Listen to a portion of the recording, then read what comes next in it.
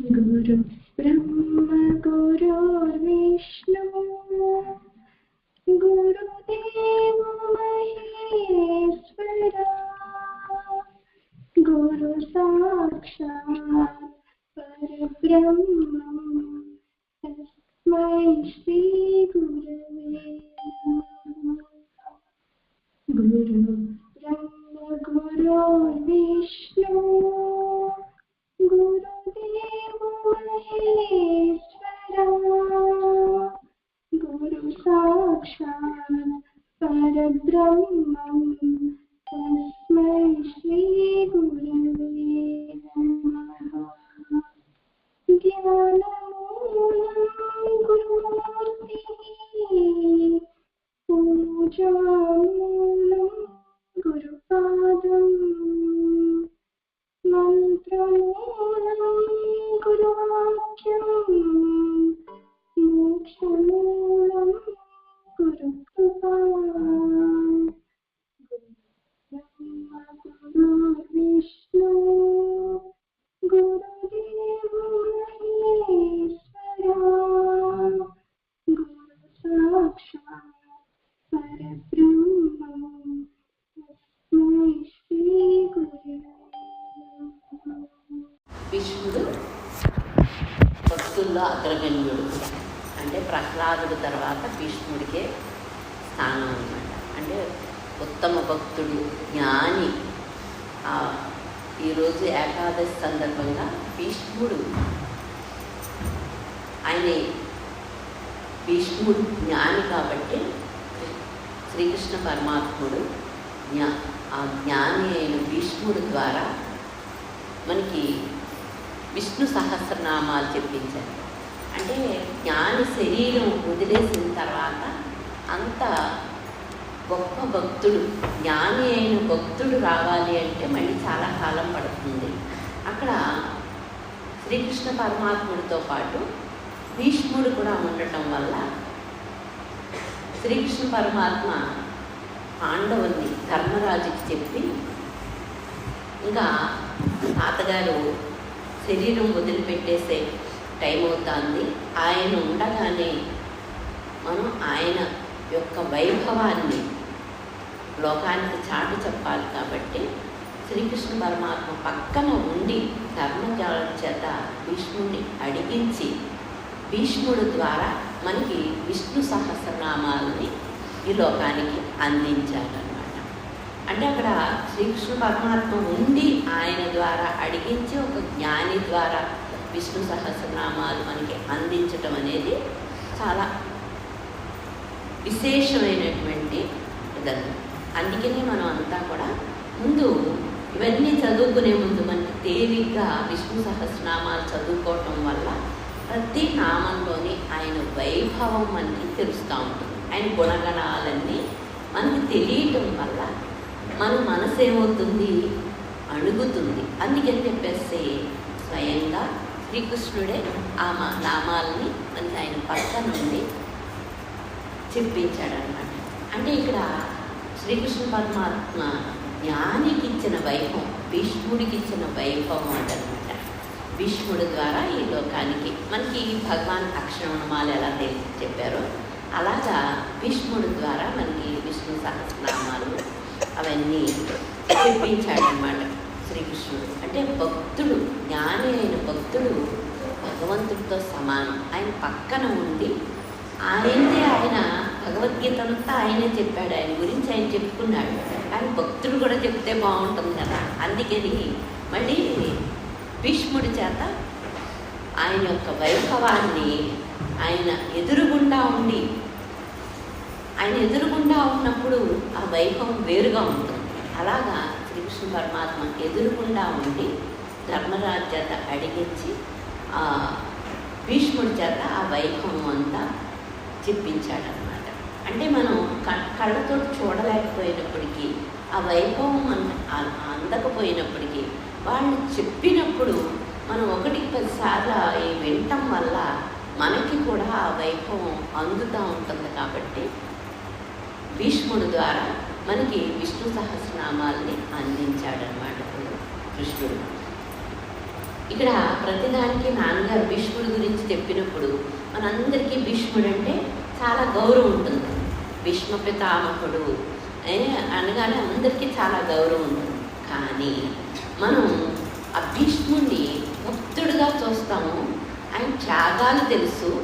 అంటే ఆయన భీష్మించు కూర్చున్నాడు. ఎందుకు? తండ్రికి ఇచ్చాడు పెళ్లి చేసుకోనని చెప్పి ఆ వరం ఇవ్వటం వల్లే ఆ తండ్రి మళ్ళీ పెళ్లి చేసుకోవటం, వాళ్ళ పిల్లలు అవన్నీ. అంటే తండ్రి కోసం ఆయన అంత త్యాగాన్ని చేశాడు. దాంతోపాటు రాజ్య త్యాగం అన్నీ కూడా ఆయన జీవితం అంతా అనేక త్యాగాలతో కూడి ఉన్నప్పటికీ కూడా ఆయన అనేక త్యాగాలతో పాటు ఆ దేశాన్ని రక్షించటం కానీ, ఆ కుటుంబాన్ని రక్షించటం కానీ, ఆ ప్రజల్ని రక్షించటం కానీ అవన్నీ చేసినప్పుడు ఆయన ఎంతో కష్టపడ్డాడు.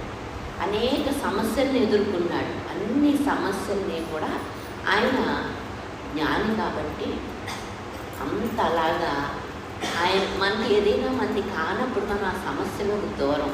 కానీ ఇక్కడ భీష్ముడు ఏంటంటే ఆయన అది కాదు, ఆ రాజ్యాన్ని ఆయన పరిపాలించట్లేదు, కానీ అన్నిటినీ ఆయనే రక్షించాడనమాట. మళ్ళీ దాని రక్షణ కోసం కౌరవులకి పాండవులకి అన్ని విద్యలు ఆయన దగ్గరుండి నేర్పించి నిరంతరం రక్షించాడు. ఆ దేశాన్ని, ఈ రాజుల్ని, పాండవుల్ని, కౌరవుల్ని అందరినీ రక్షించాడు. ఎంత త్యాగం ఉందో ఆయన జీవితంలో అంతగా రక్షణ ఉంది.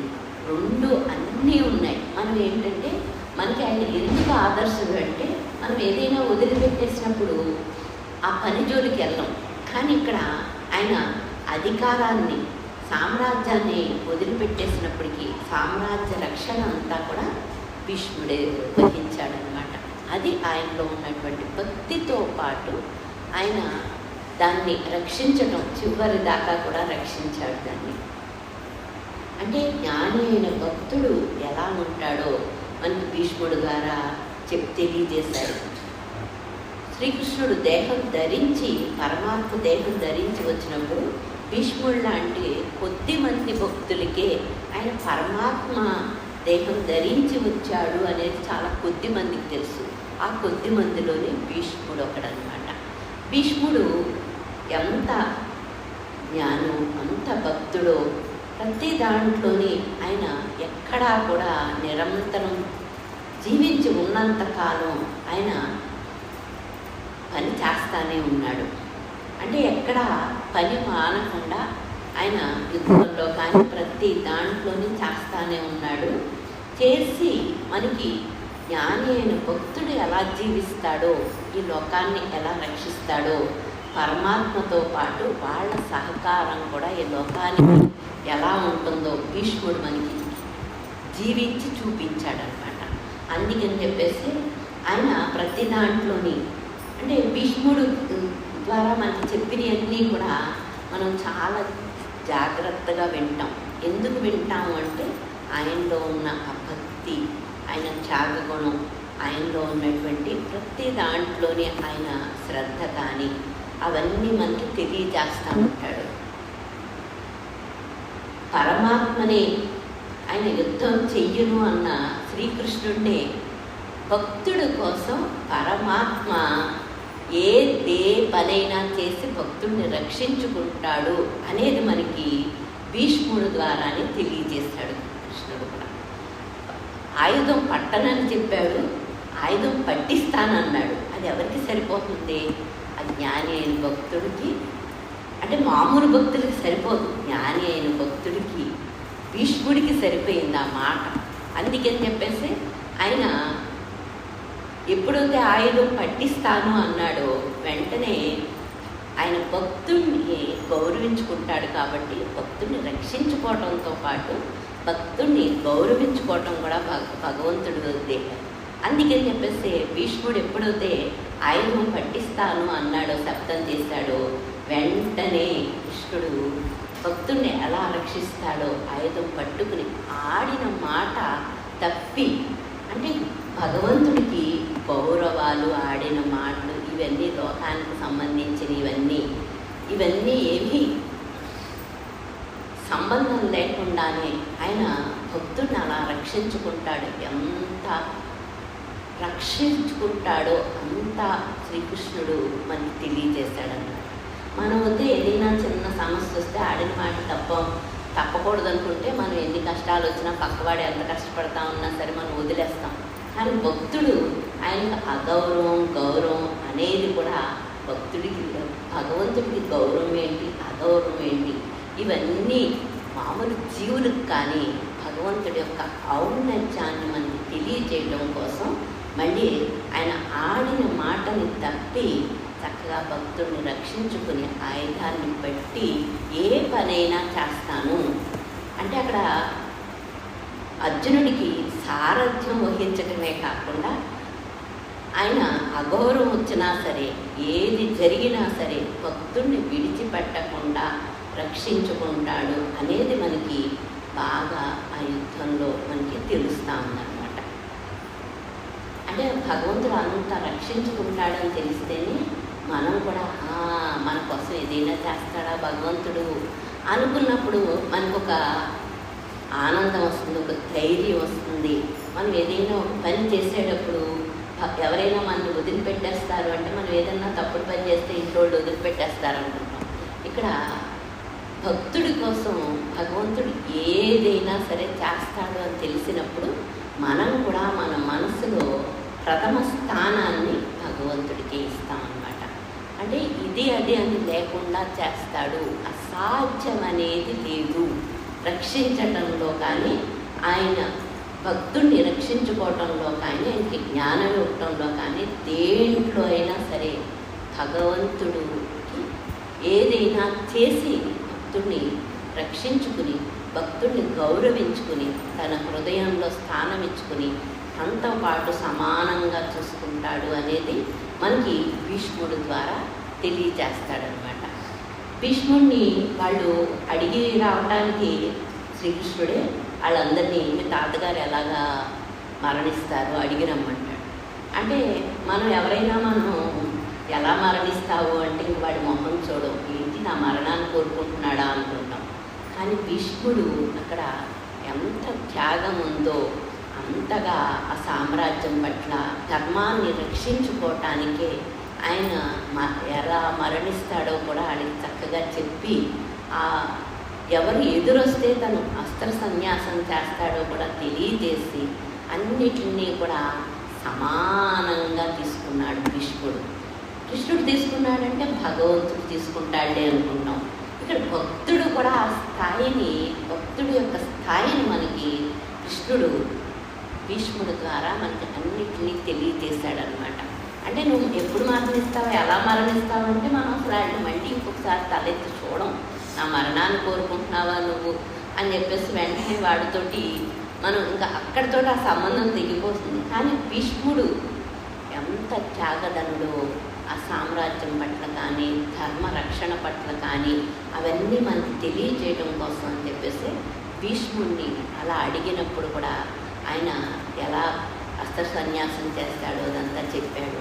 అంత జ్ఞాని అయి ఉండి తనకి ఏ అధికారం లేకపోయినప్పటికీ దుర్యోధనుడు నీకు పాండవులంటే ఇష్టము అందుకనే సరిగ్గా యుద్ధం చెయ్యట్లేదు, నువ్వు బాగా యుద్ధం చేస్తే వీళ్ళందరూ ఎంతసేపు అని చెప్పేసి మళ్ళీ భీష్ముడిని అవమానించినప్పుడు కూడా అనేక మాటల ద్వారా అవమానించినప్పుడు కూడా ఎన్ని అవమానించినప్పటికీ కూడా ఆయన అవన్నిటినీ తీసుకోకుండా నేను యుద్ధం బాగా చేస్తాను అని చెప్పేసి దుర్యోధనుడికి సంతృప్తి కలిగేటట్టుగా ఆయన మళ్ళీ యుద్ధాన్ని చేసి అనేక మందిని సంహరించి భీష్ముడి యొక్క ఆ శౌర్యం కానీ ఆ ప్రతాపం కానీ ఆయన యొక్క శక్తియుక్తులను కానీ అన్నిటినీ మనకి తెలియజేశారనమాట. ఆ యుద్ధంలో అంత ప్రతాపం ఉండి అంత శౌర్యుడై ఉండి అన్నిటిలోని దక్షత ఉండి ఆయన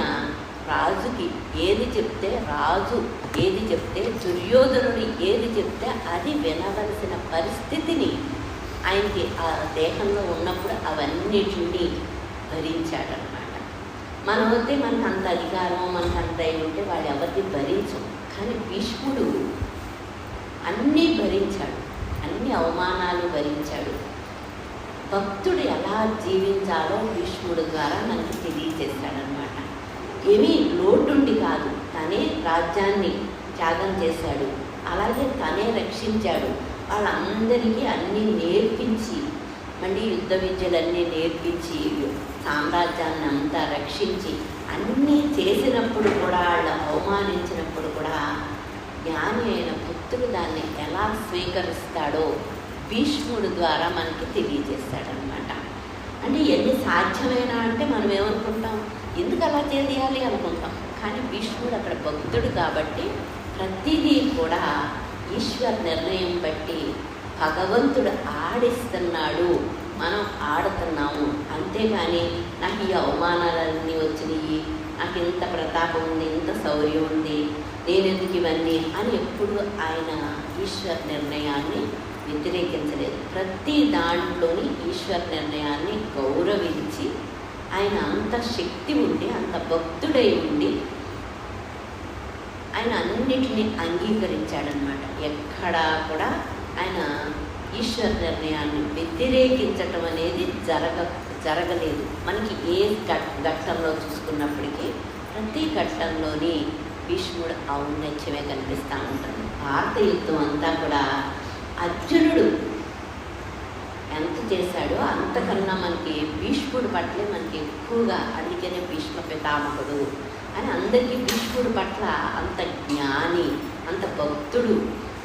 కృష్ణుడు ఎవరో, భగవంతుడే మళ్ళీ కృష్ణుడిగా వచ్చాడని తెలిసి ఉండి కూడా, అన్నీ తెలిసి ఉండి కూడా అన్ని అవమానాలు భరించి, అన్ని త్యాగాలు చేసి తన శరీరాన్ని వదిలివేసేటప్పుడు కూడా ఆయన అంపశయ్య మీద పడుకుని ఉన్నప్పుడు అడుగుతాడు.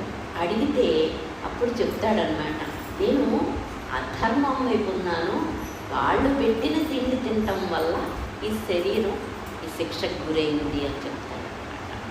అంటే అధర్మం, మనకి ఎవరైనా ఏదైనా ఇచ్చినప్పుడు మనం అధర్మమా ధర్మమా అనకుండా మనకి వచ్చిన దాన్ని మనం అనుభవించేద్దాం అనుకుంటాం.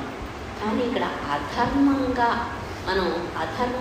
ఎవరైనా సంపాదించి మనకి ఇచ్చినప్పటికీ, అది తిన్నప్పటికీ, అది మళ్ళీ మనం దాన్ని, ఆ పాపాన్ని అనుభవించాలి అనేది మనకి భీష్ముడి శరీరం ద్వారానే మనకి చూపించాడు పరమాత్మ. అంటే అవినీతి వైపు, అధర్మం వైపు మనం మొగ్గకుండా, వాళ్ళు పెట్టిన భిక్ష కూడా తినకూడదు, తింటే మనం చాలా కష్టపడాల్సి ఉంటుంది, మన శరీరం చాలా క్షోభకు గురవుతుంది అని అక్కడ మనకి అవన్నీ చూపించాడనమాట. అంటే మనం భీష్ముడిలాగా అవన్నీ భరించగలమా అంటే మనకు అంత శక్తి లేదు. ఆయన దేహంగా ఎంత శక్తి ఉందో, ఎంత దారుఢ్యం ఉందో, ఎంత పరాక్రమంతుడో, ఎంత శౌర్యవంతుడో, మానసికంగా కూడా ఆయన అంత జ్ఞాని కాబట్టి అన్ని పరిస్థితుల్లోని సమానంగానే ఉన్నాడనమాట. ఆ సమాన స్థితిని కృష్ణుడు ఎప్పటికప్పుడు మనకి తెలియజేస్తూ ఉన్నాడు. మనం అన్ని పరమాత్మ కాబట్టి చేశాడే అనుకోకుండా, భక్తుడు ఒక జ్ఞాని కూడా భగవంతుడితో సమానంగా జీవిస్తాడు అని చెప్పేసి భీష్ముడిని మనందరికీ చూపించాడనమాట. అంటే జ్ఞాని ఔన్నత్యం మనకి తెలియజేస్తేనే మనం కూడా ఆ జ్ఞానకాంక్ష పెరిగి మనం కూడా జ్ఞానం పొందాలి అనుకుంటాం. అందుకని చెప్పేసి ఈరోజు భీష్మ ఏకాదశి అంటే భక్తుడి యొక్క ఔన్నత్యాన్ని కృష్ణుడు తెలియజేశాడు కాబట్టి ఈ లోకానికి. పరమాత్మ తెలియజేయకపోతే భక్తుడి యొక్క ఔన్నత్యం కూడా లోకానికి తెలియదు. భగవంతుడు ఆయన ఔన్నత్యాన్ని ఆయనే తెలియజేసుకున్నాడు. ఆయన ఔన్నత్యాన్ని ఆయన తెలియజేసుకోవడంతో పాటు భక్తుడి యొక్క ఔన్నత్యాన్ని, ఒక జ్ఞాని యొక్క ఔన్నత్యాన్ని కూడా ఆయన తెలియజేస్తేనే మనకు లోకానికి తెలుస్తుంది. కాబట్టి ఆయన్ని ఆదర్శ పురుషుడిగా మనం తీసుకుని మనం కూడా ఆ జ్ఞానం పొందాలి. ఎన్ని అవమానాలు వచ్చినప్పటికీ, ఎన్ని కష్టాలు వచ్చినప్పటికీ, ఏది జరిగినప్పటికీ, మనం ఎన్ని త్యాగాలు చేసినప్పటికీ మన మనస్సుని ఎలా సమానంగా ఉంచుకోవాలో భీష్ముడి ద్వారా మనకి తెలియజేశాడనమాట. సమానంగా అది లోపల ఉన్నటువంటి స్థితికి మనం ఏమనుకుంటాం, జ్ఞాని అయితే యుద్ధాలు చెయ్యక్కర్లేదు, వాళ్ళని అన్ని దేశాన్ని రక్షించక్కర్లేదు, ఏదో కళ్ళు మూసి కూర్చుంటే ఆవిడకో కొంచెం మంత్రోపదేశం చేసేస్తే అయిపోతుంది అనుకుంటాం. కానీ భీష్ముడిది అలా కాదు. చిన్నప్పటి నుంచి కూడా ఆయన ప్రతి దాంట్లోని ఆ దేశాన్ని రక్షించడం కోసం, సమాజంలో ధర్మాన్ని నిలబెట్టడం కోసం ఆయన నిరంతరం ఆయన శ్రమించి చివరి దాకా కూడా ఆయన శ్రమించాడు. ఆయన ఏది చేయగలడో అంత శౌర్యవంతుడు కూడా ఆయన ప్రయత్నాన్ని ఆయన చేసి ప్రయత్నంలో ఎక్కడా లోపం లేకుండా మళ్ళీ ఫలితం వచ్చినప్పుడు దాన్ని సమానంగా తీసుకుని జీవించాడనమాట. అంటే మనం ప్రయత్నం చేస్తాము, ఫలితం ఏదన్నా తేడాగా ఉంటే వెంటనే భగవంతుడిని నిందిస్తాం. కానీ అక్కడ జ్ఞాని అయిన భక్తుడు కాబట్టి ఎక్కడా కూడా ఆయన ఫలితం ఏంటి ఇలా ఇవన్నీ అనుభవిస్తానని ఎప్పుడు కూడా భీష్ముడు అనుకోలేదు. ప్రతి దాన్ని చాలా గౌరవంగా ఈశ్వర నిర్ణయాన్ని అంగీకరించి మనందరికీ ఆదర్శంగా ఒక జ్ఞాని అయినప్పటికీ మన దేహ ప్రారంభంలో ఎటువంటి కష్టాలు వచ్చినప్పటికీ అవన్నీ దేహానికే కానీ మన మనసుకు కాదు. మన మనసు సమాన స్థితిలో ఉన్నప్పుడే, భగవంతుడి పాదాలని ఆశ్రయించి ఉన్నప్పుడే, భగవంతుడిని గౌరవించినప్పుడే, ఆయన రూపాన్నే కాదు ఆయన మాటని ప్రతిదాన్ని గౌరవించాలి అని భీష్ముడు జీవించి మనకి తెలియజేస్తాడనమాట. ఎప్పుడు భగవాన్ కూడా భీష్ముడి దగ్గరికి వచ్చేటప్పటికి ఎంతో ఆయన జ్ఞాని అని చెప్పేసి భీష్ముడిని ఎప్పుడు ఏ సందర్భంలో భీష్ముడి గురించి చెప్పినా ఆయన జ్ఞాని అని ఆయనకి ఎంతో ఉన్నత స్థానాన్ని ఇచ్చారు. ఎందుకు అంటే భీష్ముడి యొక్క ఆ త్యాగం కానీ, ఆ భక్తి కానీ, అన్ని జీవించిన విధానం కానీ ప్రతి దాంట్లోనే ఔన్నత్యం ఉంది. కాబట్టి ఈరోజు మనం భీష్మ ఏకాదశిని చేసుకుంటున్నాం. భీష్మ ఏకాదశిలో ఆ విష్ణుమూర్తికి ఆ భీష్ముడు ఆ శ్రీకృష్ణ పరమాత్మని ఎలాగ ఆశ్రయించి జీవించాడు, అన్ని పనులు చేస్తానే ఉన్నాడు. ఏది వచ్చినప్పటికీ ఫలితాన్ని ఆశించకుండా, ఏ ఫలితం వచ్చినప్పటికీ ఫలితాన్ని సమానంగా స్వీకరించి అంతే గౌరవంతో చాలా హుందాగా జీవించాడు. ఇప్పుడు దుర్యోధనుడిని మనం ఏమనుకుంటాం, ఆ హుందాతనం ఎవరిలోని చూడం, భీష్ముడిలోనే చూస్తాం ఆ హుందాతనం. జీవితం అంతా ఆయన ఎంత కష్టపడ్డప్పటికీ ఆయన అంత హుందాగా ఆయన జీవించాడు. కాబట్టి భగవంతుడి యొక్క ఔన్నత్యం తెలుసు కాబట్టి ఆయన జ్ఞాని కాబట్టి అంత హుందాగా ఆయన జీవించాడనమాట. అంటే ధర్మరాజు వాళ్ళు భీష్ముడు శరీరం వదిలిపెట్టేస్తాడు, ఆయన్ని ఏదన్నా అడుగుదామని వాళ్ళు అనుకోలేదు. ఆయన యుద్ధం నుంచి ఎలా తప్పుకుంటాడు, యుద్ధంలో మనం ఎలా గెలవాలి అని అడగమన్నప్పుడే అడిగారు. కానీ భీష్ముడు అంటే చాలా గౌరవం వాళ్ళకి. ఆయనకు కూడా భీష్ముడికి కూడా పాండవులంటే వాళ్ళు ధర్మాన్ని ఆచరించి జీవిస్తారు. కాబట్టి దుర్యోధనుడు వాళ్ళు కౌరవులకి ధర్మాన్ని ఆచరించలేదు. అక్కడ ధర్మాన్ని ఆచరించకపోవటం వల్ల కౌరవుల కన్నా కూడా పాండవులు ధర్మాన్ని ఆచరించి జీవించటం వల్ల కౌరవులంటే ఎక్కువ ఇష్టము.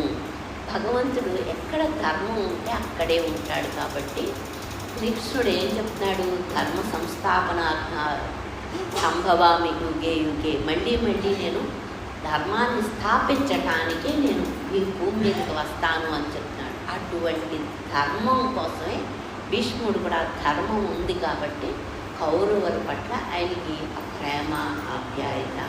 అంటే మనుషులుగా భేదం చూడకపోయినప్పటికీ ధర్మం దగ్గరికి వచ్చేటప్పటికి భగవంతుడు కానీ భక్తుడు కానీ ఎక్కడ ధర్మం ఉందో అక్కడ కొంచెం మొగ్గు చూపిస్తారు అనేది మనకి ఈ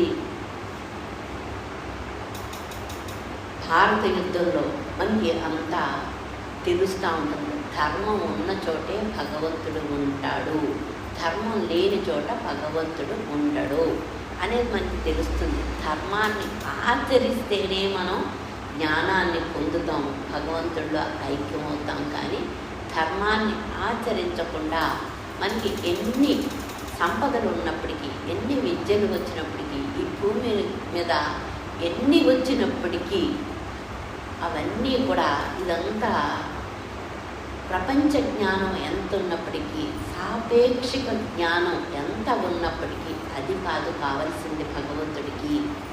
ధర్మాన్ని ఆచరిస్తేనే ఆయన దయ ఉంటుంది.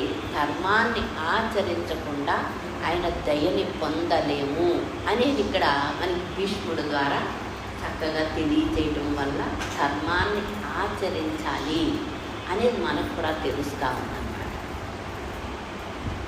కృష్ణుడు భీష్ముడిని చూసి ఎప్పటికప్పుడు సంతోషపడిపోతూ ఉంటాడు. ఎందుకు సంతోషపడిపోతాడు అంటే ఆయనకున్న శౌర్యాన్ని బట్టి, ఆయనకున్న యుద్ధ విద్యను బట్టి, బాహ్యంగా అది కాదు, ఆయనకున్న భక్తిని బట్టి ఆయన సంతోషపడిపోతూ ఉంటాడు. నాన్నగారు ఎప్పుడు ఆ భీష్ముడు ఆయుధం పట్టిస్తాను అని చెప్పినప్పుడు శ్రీకృష్ణుడికి ఏమీ కనిపించక ఆ చక్రం ముక్క పట్టుకుని వెళ్తూ ఉంటే ఆ చక్రం ముక్క పట్టుకోగానే భీష్ముడు ఆయుధం పట్టుకున్నాడు, భక్తుడి కోసం ఎంతటిదైనా చేస్తాడు అనేది తెలిసిన వెంటనే ఆయన ఏం చేస్తాడంటే, కృష్ణ నువ్వు ఆయుధం పట్టుకోవాలా, నువ్వు వస్తేనే నా ప్రాణాలు ఇచ్చేస్తారు, నీకు ఆయుధాలు అక్కర్లేదు అని ముందుకెళ్తాడనమాట.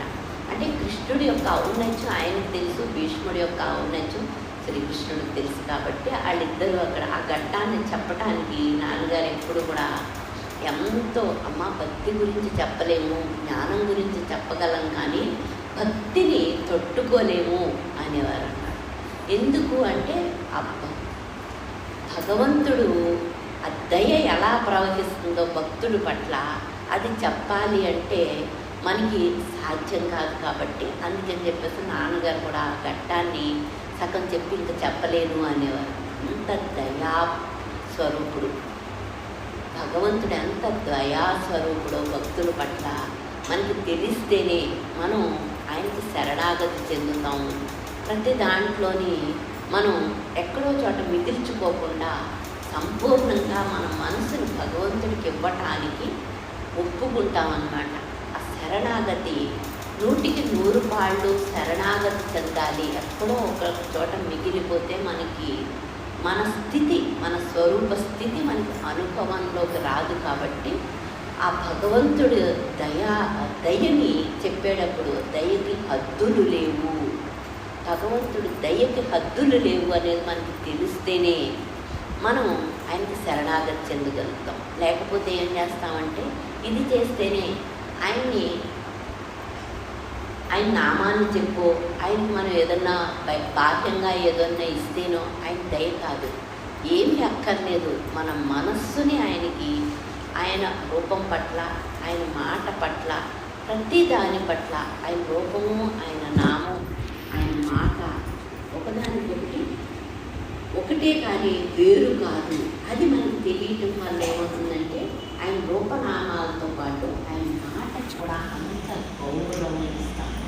అలాగా వేరుగా చూడకుండా, ఆయన మాటని ఆయన్ని వేరుగా చూడకుండా మనం అంత గౌరవించినప్పుడు మాత్రమే మన మనసు చల్లబడుతుంది, జ్ఞానాన్ని పొందడానికి అర్హతను సంపాదించుకుంటుంది. కాబట్టి భీష్ముడికి మనకి అనేక విధాలుగా, అనేక కోణాల్లో, ప్రతి కోణంలోని మనకి చూపించారనమాట.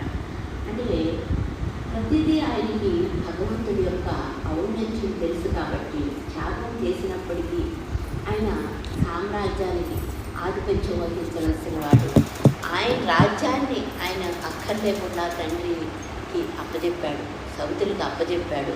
కానీ ఎక్కడా కూడా ఏ పని మానలేదన్నమాట. ప్రతి దాన్ని ఆయన అలాగా అన్ని అవమానాలు, అంటే భక్తుడికి అస్మానం ఏది అనుకుంటే అది మహిమలన్నీ జరిగిపోతాయని చూపిస్తారు. కానీ భీష్ముడు దాంట్లో మనకి ఎన్ని అవమానాలు వచ్చినా సరే ఆయన ఎక్కడ ఏ పని మానకుండా ఆయన ఎంతో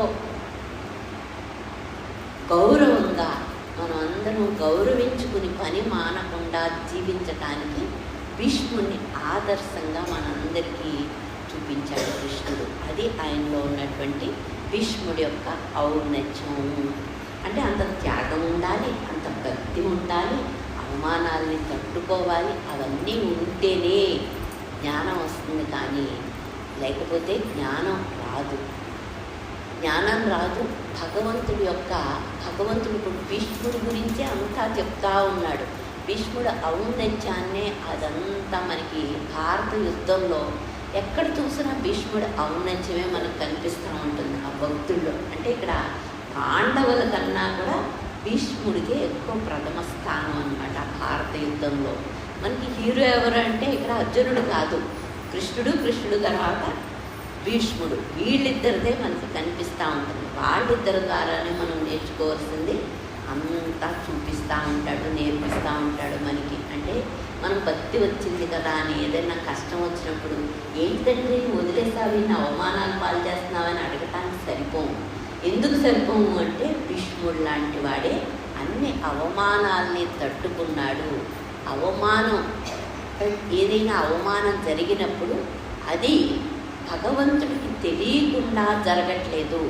అవమానం భరించటంలోనే మన గొప్పతనం ఉంది. భక్తుడి యొక్క గొప్పతనం ఎక్కడుందంటే అవమానం భరించటంలోనే ఉంది.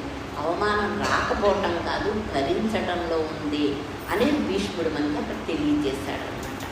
అంటే ఏదైనా వచ్చినప్పుడు కంగారు పడిపోకుండా ఎలా ధైర్యంగా ఉండాలి, మనల్ని మనమే ఎంత ధైర్యంగా ఉంచుకోవాలి, ప్రతి విషయంలోని మనకి కృష్ణుడు దాంట్లో తెలియజేస్తూ ఉన్నాడు. అందుకని భీష్మ ఏకాదశిని మనం చేసుకోవటం వల్ల, భీష్ముడి యొక్క ఔన్నత్యాన్ని చెప్పుకుంటాం వల్ల ఏదో ఒక మాట అన్నా మనకి, ఎప్పుడో ఒకప్పుడు ఒక మాట అన్నా మనకి అవమానం వచ్చినప్పుడు, అధైర్యం వచ్చినప్పుడు, అవన్నీ వచ్చినప్పుడు భీష్ముడు అంత జ్ఞానై ఉండి, అంత శౌర్యవంతుడై ఉండి, అన్నీ ఉండి కూడా ఆయన ఎలాగ అవమానాలు భరించాడు. అన్నింటినీ పని మానలేదు, యుద్ధం మానలేదు, ఏది మానలేదు. నువ్వు ఎలా మరణిస్తావు అంటే కూడా ఆయన కలత చెందకుండా సెకండ్ ఎదురొస్తే నేను అస్త్ర సన్యాసం చేస్తాను అని చెప్పేశాడు. ఆయనే చెప్పాడు. మనకి తెలియని దాన్ని కూడా ఆయనే తెలియజేసి ధర్మం నిలబెట్టేటట్టుగా ఆయన పాండవులకి సహకరించాడన్నమాట. అంటే అక్కడ పాండవులు కాదు, ధర్మం మెయిన్, అది మనకు తెలియాలి. ధర్మం యొక్క గొప్పతనం ఏంటో తెలియాలి. ధర్మం ఆచరిస్తేనే జ్ఞానం వస్తుందని తెలియాలి. ఇవన్నీ జీవితంలో ఇవన్నీ సహజము. అలా జీవిస్తేనే మనకి, కానీ అవమానాలు రాకుండా ఉండటం గొప్పతనం కాదు. వచ్చిన తర్వాత అట్లా పొందాక స్వీకరించడమే గొప్పతనము. భక్తుడి యొక్క గొప్పతనం అందులో ఉంటుంది అనేది మనకి తెలిస్తే ఏం చేస్తామంటే, అవమానాలు వచ్చినప్పుడు కంగారు పడిపోకుండా మనకి ఏదైనా అవమానం జరిగినప్పుడు అందరూ హేళనగా చూస్తారేమో అని మనకి ఒక భయం ఉంటుంది, లోకం గురించి ఒక ఆలోచన ఉంటుంది. అలాంటిది లేకుండా అంత యుద్ధ సమయంలో అందరి ముందు అన్నిటినీ భీష్ముడు భరించాడు. అందుకని చెప్పేసి మనకి ఎప్పుడు కూడా భీష్ముడు మనకి ఆదర్శప్రాయుడు అనమాట. అంటే మనకి కృష్ణుడు పాదాలని ఆశ్రయించి ఉండాలి, భక్తులు మనకి ఆదర్శంగా ఉండాలి. అలాగా భీష్ముడు మనందరికీ ఆదర్శప్రాయుడు. అంటే ఏదైనా ఒక్క చిన్నదైనా మనం ఆయన ఆదర్శంగా తీసుకున్నప్పుడు ఏదో ఒక దాంట్లో మనం ఆయన్ని ఆచరించగలుగుతాం. ఆయనలో ఉన్న ఔన్నత్యం తెలిస్తేనే ఆచరించగలుగుతాం. భీష్ముడిది ఏముందలే అనుకుంటే మనం ఆచరించలేము. భీష్ముడిలో ఉన్న గొప్పతనం, ఆయన భక్తి అన్నీ తెలిసినప్పుడే మనం ఆచరించగలుగుతాం అన్నమాట. అందుకని భీష్ముడి గురించి మనకి ఇంతగా తెలియజేస్తున్నాడు కృష్ణుడు. నాన్నగారు ఎప్పుడు అంటూ ఉండేవారు, అంటే భగవంతుణ్ణి మనం జ్ఞానం కావాలి అనుకుంటే జ్ఞానిని ఆదర్శంగా పెట్టుకుంటేనే మనం, భక్తుడు ఎలా జీవిస్తున్నాడో, ఆయన జ్ఞానాన్ని ఎలా పొందాడో, ఆయన జీవితాన్ని మనం చరిచి చూడటం వల్లే మనకి అవన్నీ అర్థమవుతాయి. కానీ లేకపోతే అవన్నీ మనకి తెలియక అవన్నీ అక్కర్లేదు అనుకుంటాం. అవన్నీ దాటాలి అనేది మనకి బాగా తెలియాలి అన్నమాట. భగవంతుడు ప్రతి భక్తుడికి, ప్రతి జీవికి శక్తిని ఇస్తాడు. దైవశక్తి మనందరికీ అంతో కొంత శక్తి ఉంటుంది, భగవంతుడు ఇచ్చిన శక్తి ఉంటుంది.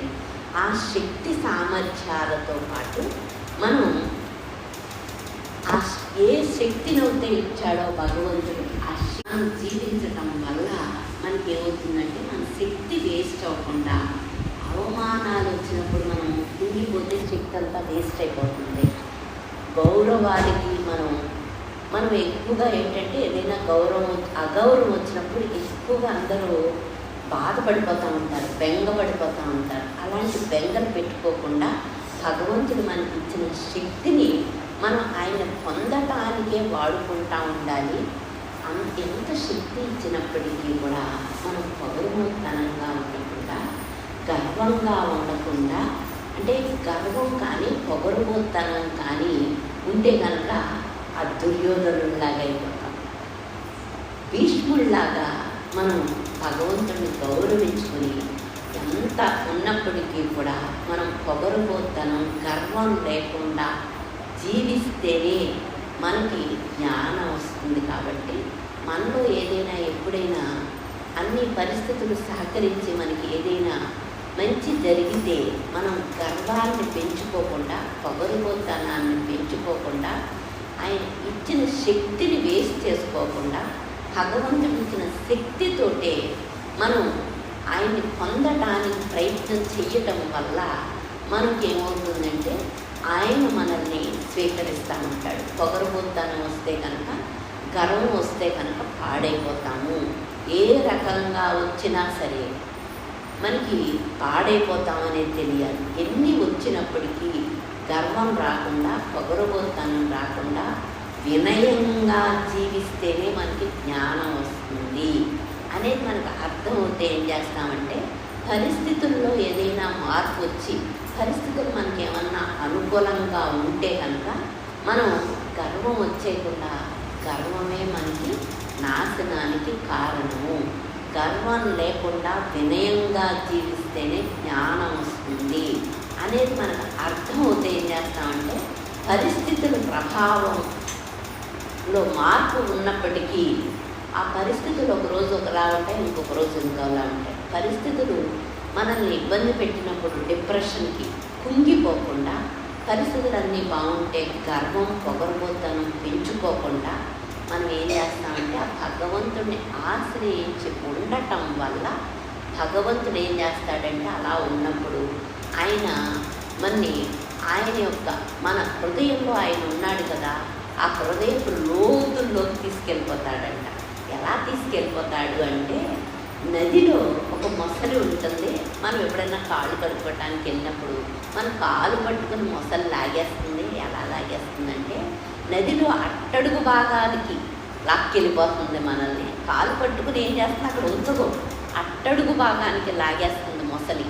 అలాగే భగవంతుడు మనకి గర్వము, పొగరుబోతుతనం లేకుండా ఆయన ఇచ్చిన శక్తిని మనం ఆయన పొందటానికి ఉపయోగించుకుంటా ఉంటే, సద్వినియోగపరుచుకుంటా ఉంటే, మన మనస్సుని మన హృదయపు లోతుల్లోకి, అట్టడుగులోకి, ఆయన ఎక్కడైతే ఉన్నాడో హృదయపు లోతుల్లో అక్కడికి తీసుకెళ్ళిపోతాను అని చెప్తున్నాడు అన్నమాట.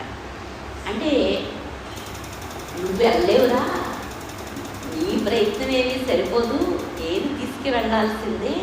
నేను ఎలా తీసుకువెళ్తాను? నేను ఇచ్చిన శక్తిని సద్వినియోగపరుచుకుంటా ఉండాలి నన్ను పొందటానికి. బాహ్య పరిస్థితులను బట్టి నువ్వు పొగరుబోతనం, గర్వం పెంచుకోకుండా ఉంటే నేను నీ మనస్సుని హృదయ లోతుల్లోకి లాగేస్తాను, అంత తేలికగా లాగేస్తాను. అందుకని చెప్పేసి పరిస్థితులను బట్టి నువ్వు గర్వం పెంచుకోకు, పొగరుబోతనం పెంచుకోకు, వినయంగా జీవించు. భక్తుడికి ఉండవలసింది వినయము అని చెప్పేసి ఇక్కడ మనకి మళ్ళీ నాన్నగారు మనకి చక్కగా తెలియజేస్తున్నారు అనమాట.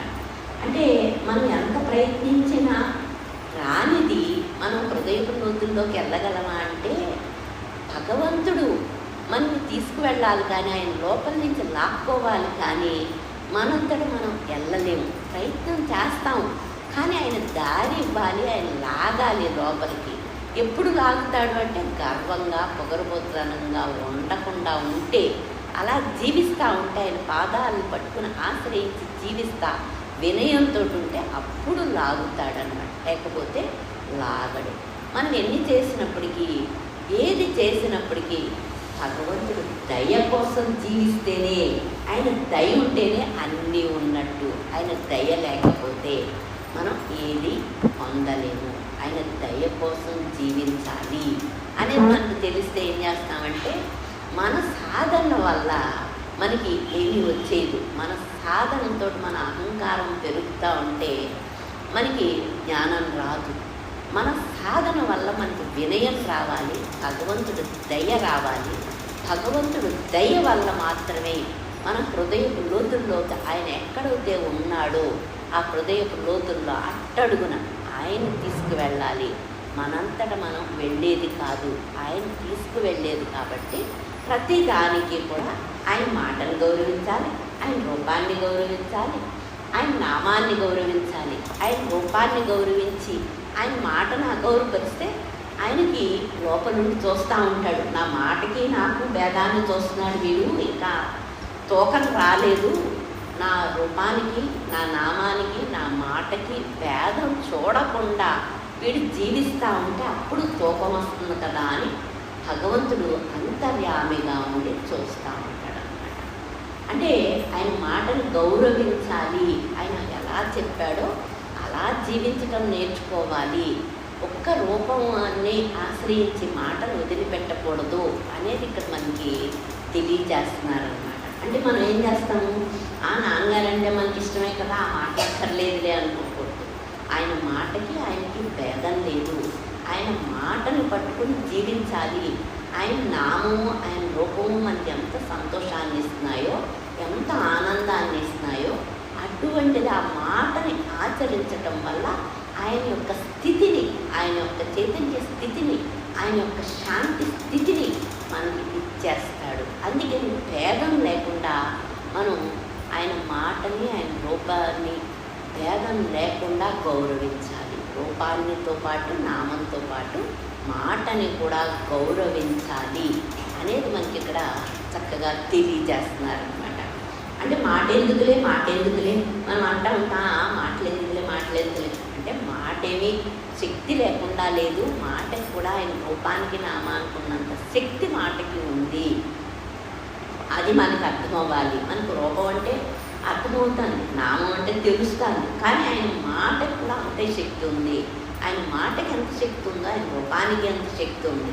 అందుకని దీంట్లో భేదం చూడకుండా అవన్నిటిని ఒక ముద్దగానే మనం అంగీకరించాలి. కానీ వాటికి విడదీసేసి మనం ఏదో ఒక భాగాన్ని గౌరవిస్తే జ్ఞానం రాదు అని నాన్నగారు మనకి తెలియజేస్తున్నారన్నమాట. అంటే మనం ఒక ముద్దగానే గౌరవించాలి, కానీ విడివిడిగా తీసేసి మనం వాటిని చూస్తే సంపూర్ణంగా భగవంతుడిని గౌరవించినట్టు కాదు. కాబట్టి అంత ఇదిగా మనకి చక్కగా చెప్తున్నారనమాట.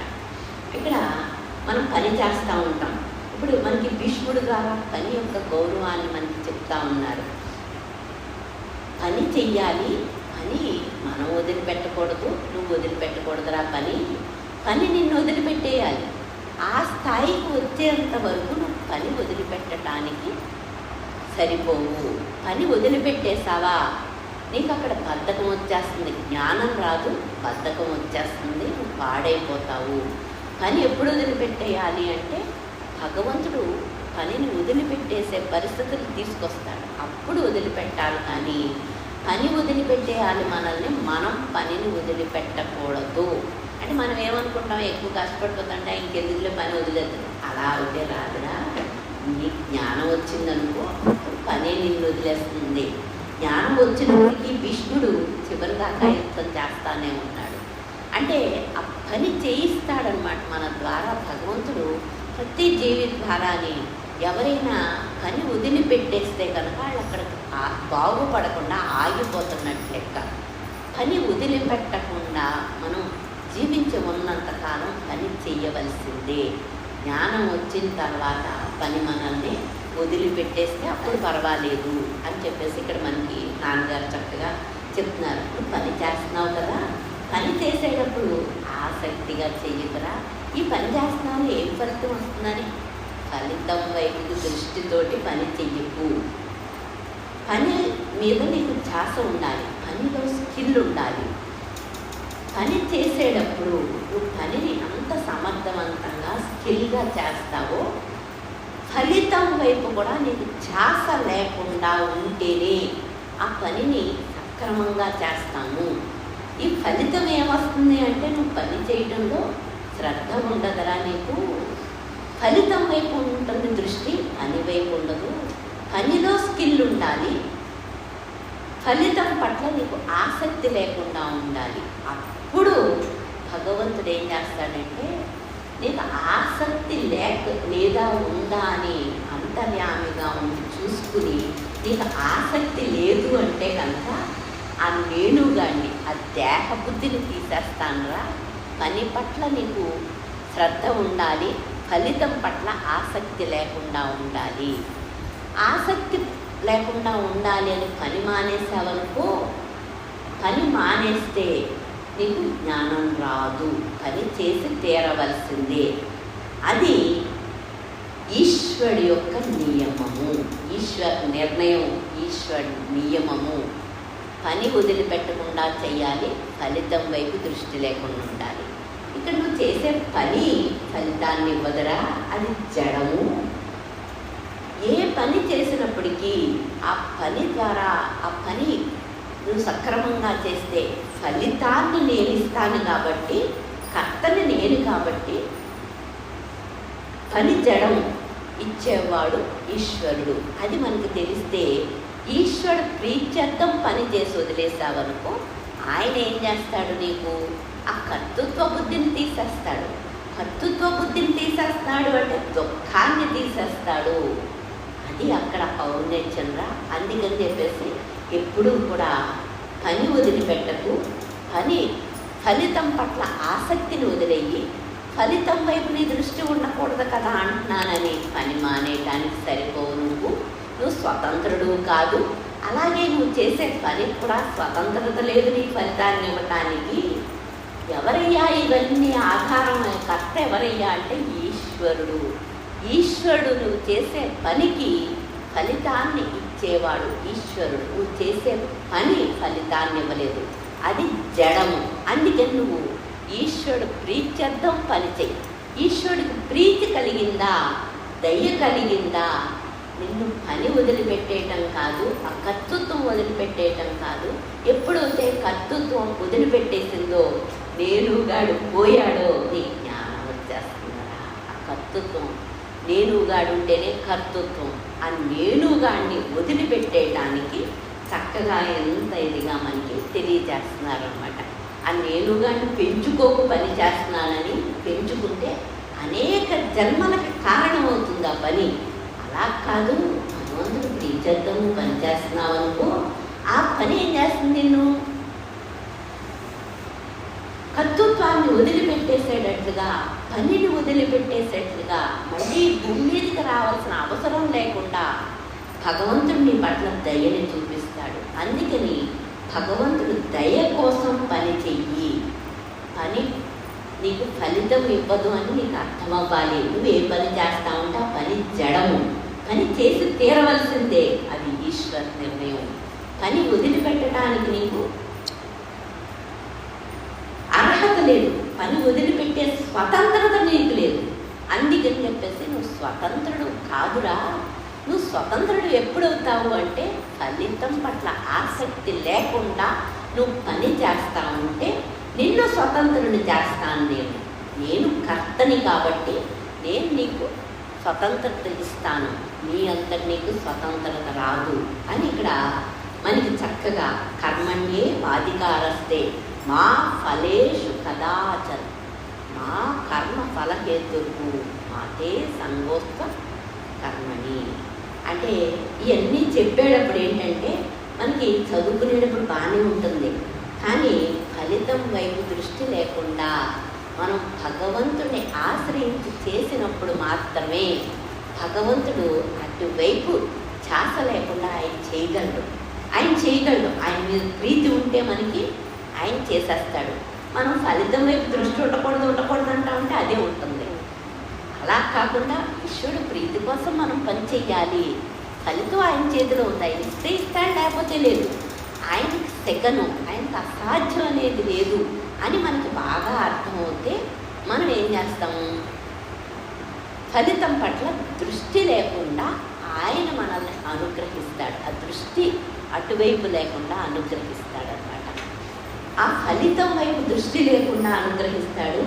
ఏ పనైతే చేస్తున్నాము ఆ ఫలితం కారణం నువ్వు కాకూడదురా. ఈ పని చేస్తాము, ఈ ఫలితం వచ్చిందని కారణాన్ని నువ్వు వెతక్కు. కారణం నువ్వు కాదు, భగవంతుడే కారణము, కర్త భగవంతుడే. అది మనకు అర్థమవుతే ఏం చేస్తామంటే ఫలితం వైపు దృష్టి లేకుండా భగవంతుడు దయ కోసం పని చేసేస్తూ ఉంటాము, సంతోషంగా చేసేస్తాము. పని బరువుగా అనిపించదు. ఫలితం వైపు దృష్టి ఉంటే మనం పరీక్ష రాసేటప్పుడు పిల్లలకి ఏమో పాస్ అవుతానో ఫెయిల్ అవుతాను అనుకుంటే అది బుర్రలో ఉన్నది కూడా మర్చిపోతాడు. అంటే ఫలితం వైపు దృష్టి ఉంది కాబట్టి పని సరిగ్గా చేయలేడు. ఫలితం వైపు దృష్టి ఉండకుండా ఈశ్వరుడి చేతిలో ఉంది ఫలితము, ఈశ్వరుడు ఎలా చేసినా పర్వాలేదు, మనకి ఫలితం వైపు దృష్టి లేకుండా ఈశ్వరుడి వైపు దృష్టి ఉంటే మనం ఏం చేస్తాం, పని చక్కగా చేస్తాం. మన చేతిలో ఉన్న పనిని శ్రద్ధగా చేసి వదిలిపెట్టేస్తాం. ఆ వదిలిపెట్టేయటంలోనే ఆయన మనకి ఆ వదిలిపెట్టేసే గుణాన్ని కూడా ఆ వదిలిపెట్టేసేటట్టు మనకి ట్రైనింగ్ ఇస్తాడు. దయని చూపించి ఫలితం వైపు మనకి దృష్టి లేకుండా చేస్తాడనమాట. ఎప్పుడైతే దృష్టి లేదో పని బరువు అనిపించదు. మన చేతిలో మనం చేసేద్దాము అని. ఇంకా ఆ కోణం మనకి ఫలితం వైపు దృష్టి లేకుండా ఆయన అనుగ్రహిస్తున్నాడు. కాబట్టి ఫలితం వచ్చినప్పటికీ అది మనల్ని బంధించదు, మళ్ళీ జన్మలకి కారణం అవ్వదు. ఆ ఫలితం వైపు దృష్టి ఉంటే ఫలితం వచ్చేస్తుంది, మళ్ళీ జన్మలు కూడా వచ్చేస్తాయి. పుడతా ఉంటాం, మరణిస్తూ ఉంటాం, పుడతా ఉంటాం, మరణిస్తూ ఉంటాం. ఈ కర్మచక్రంలోనే తిరుగుతూ ఉంటాం. కానీ ఆయన దయ వచ్చింది అంటే ఆయన దయ ఏం చేస్తుందంటే ఫలితం వైపు ఆసక్తి లేకుండా చేయటమే కాకుండా కర్మచక్రంలోంచి బయటికి లాగేస్తాడనమాట. వాడు ఈశ్వరుడు అంటే వాడు కర్త. అవన్నీ మన పనులు కాదు, ఆయన పనులు. అందుకని ఆయన పనులు ఆయనకు వదిలిపెట్టేసి మన చేతిలో ఉన్న పనినే మనం చేయమంటున్నాడు అనమాట. మన చేతిలో పని మనం మానేసి ఆయన వంక చూస్తూ ఉంటే ఫలితం వైపు ఈ పని నువ్వు చేయలేవురా, శ్రద్ధగా చేయలేవు, స్కిల్తో చేయలేవు. ఎప్పుడైతే శ్రద్ధగా చేయలేవు, ఎప్పుడైతే స్కిల్తో చేయలేవు, పని నేను ఎప్పుడు వదిలిపెట్టదు. పుట్టడం, మరణించడం అలాగా చక్రంలో తిరుగుతూ ఉంటాం. అందుకని సూక్ష్మత తెలియజేస్తున్నాడు అనమాట. ఎందుకయ్యా ఈ మాటలన్నీ?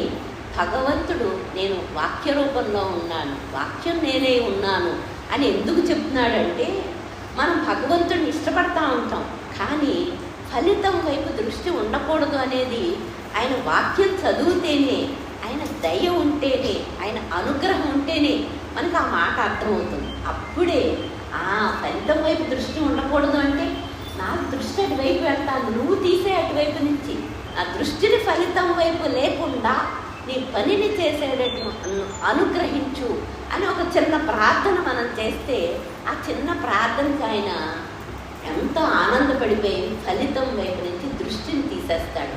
ఫలితం ఇవ్వనని చెప్పట్లేదురా ఇక్కడ నీకు, ఫలితం వైపు నీ దృష్టి ఉండకూడదు అంతే. ఫలితాన్ని ఏ రూపంలో ఇవ్వాలి అనుకుంటే భగవంతుడు ఆ రూపంలో మనకి ఏది అవసరమో ఆ రూపంలో ఇస్తాడు. మనకి మోక్షం కావాలనుకుంటున్నాం అంటే ఆయన హృదయంలో స్థానం ఇచ్చేస్తాడు. ఫలితం వైపు దృష్టి లేకపోతే ఆయన దయ ఉంటే కనుక అసాధ్యం అనేది ఏమీ లేదు. కాబట్టి ఆయన హృదయంలో స్థానం ఇచ్చేస్తాడు, ఆయనలో ఒక భాగం చేసేసుకుంటాడు. మనం అంటే దానికి మించింది ఏముంది మనకి? అటువంటి స్థానం ఇవ్వగల శక్తివంతుడు ఆయన. ఆయన కర్త, ఈ సృష్టికి యజమాని. అందుకని ఆయనకి ఏది అసాధ్యం లేదు. మనకి ఈ అన్ని అసాధ్యం అనిపిస్తుంది. ఎందుకయ్యా అంటే జీవుడికి చాలా తక్కువ శక్తి ఉంటుంది. ఆ బ్రాహ్మీ శక్తి అనంతమైన శక్తి. కాబట్టి ఆయన దేనికైనా ఏదైనా ఇవ్వగలడు, ఏదైనా చెయ్యగలడు. ఆయన హృదయంలో స్థానం ఇవ్వాలి అనుకుంటే ఆయనకి సెకను పట్టదు.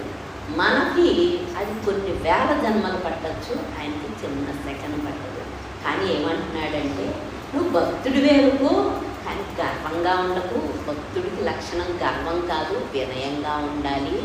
ఈ సృష్టి అంతా ఈ 14 లోకాల్లోని ఇంత దాంట్లో నువ్వు ఎంతటి వాడివి, ఇసుక రేణు అంతటి లేవు.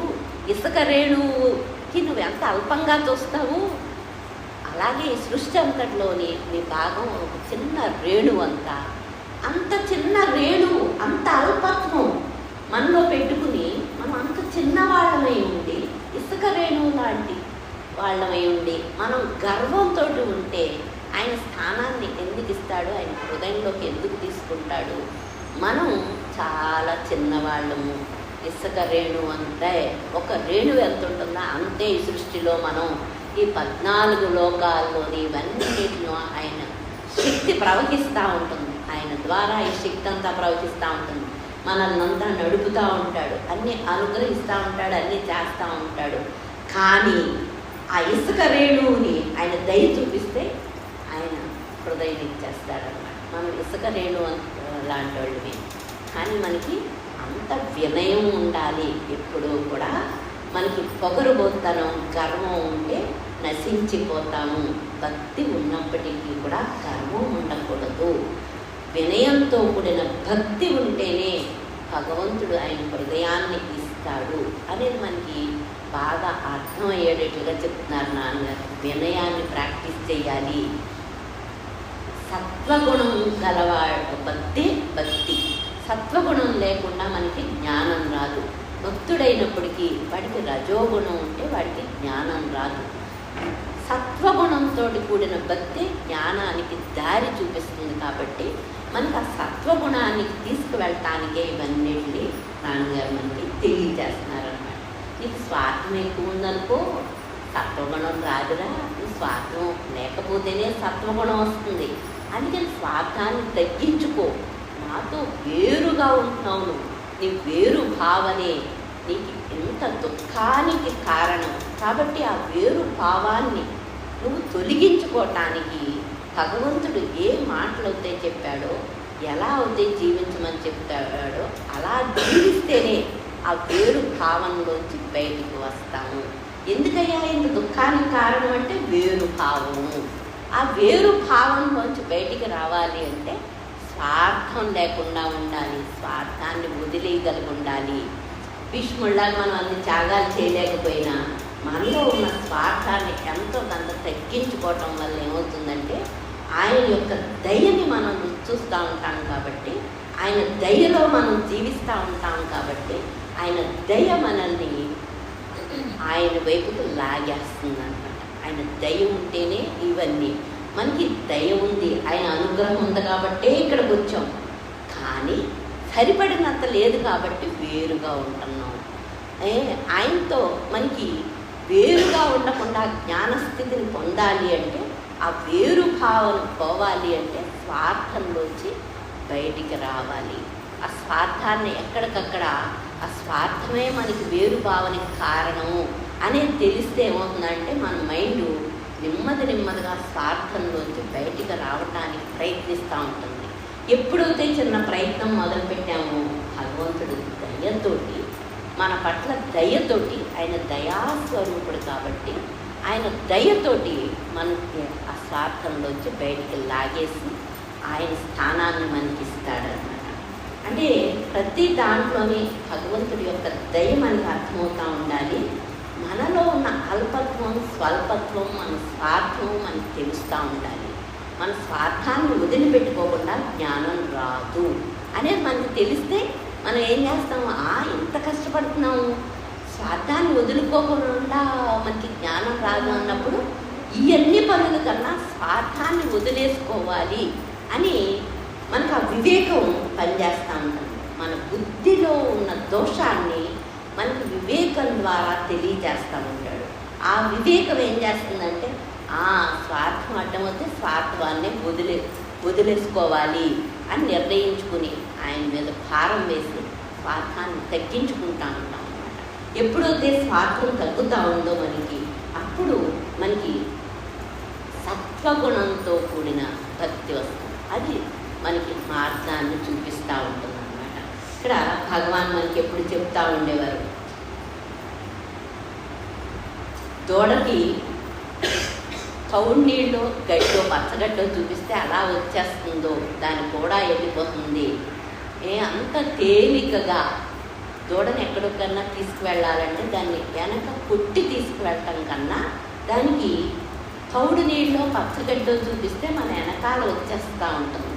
అలాగే మన మనస్సుని భగవంతుడి యొక్క ఔన్నత్యం తెలియచేయటం వల్ల అది ఏం చేస్తుందంటే ఎక్కువ సఫరింగ్కి గురవ్వక్కర్లేకుండా ఆ తౌడు నీళ్ళ వెనకాల దూడ ఎలా వెళ్ళిపోతుందో భగవంతుడు ఔన్నత్యం తెలిసినప్పుడు ఆ భగవంతుడి యొక్క గొప్పతనం వైభవం మన మనసుకు అర్థమైనప్పుడు ఆ భగవంతుడిని పాదాలని ఆశ్రయించి ఉండటానికే మన మనసు కష్టం లేకుండా ఉండిపోతూ ఉంటుంది.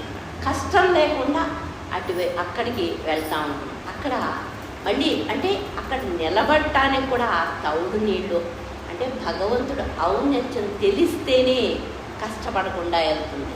భగవంతుడు ఔన్నత్యం వైభవం తెలియకపోతే దీన్ని కొట్టి కొట్టి కొట్టి కొట్టి కొట్టి తీసుకెళ్ళాలి. అందుకనే ప్రతి దాంట్లోనే కూడా భగవంతుడు ఔన్నత్యం భక్తుడిని ఆయన ఎలా చూసుకుంటాడో భగవంతుడు ఔన్నత్యం ఏంటో మనకి ఆయన మహిమలన్నీ ఎందుకు చెప్తారు అంటే అన్ని మహిమలు చేయగలడు, ఏదైనా సాధ్యమే అని మనకి అర్థం అవ్వటానికి ఆయన మీద భారం వేసి శరణాగతి చెందటానికి ఆయన అనేక మహిమల్ని మనకి తెలియజేస్తూ ఉంటారు.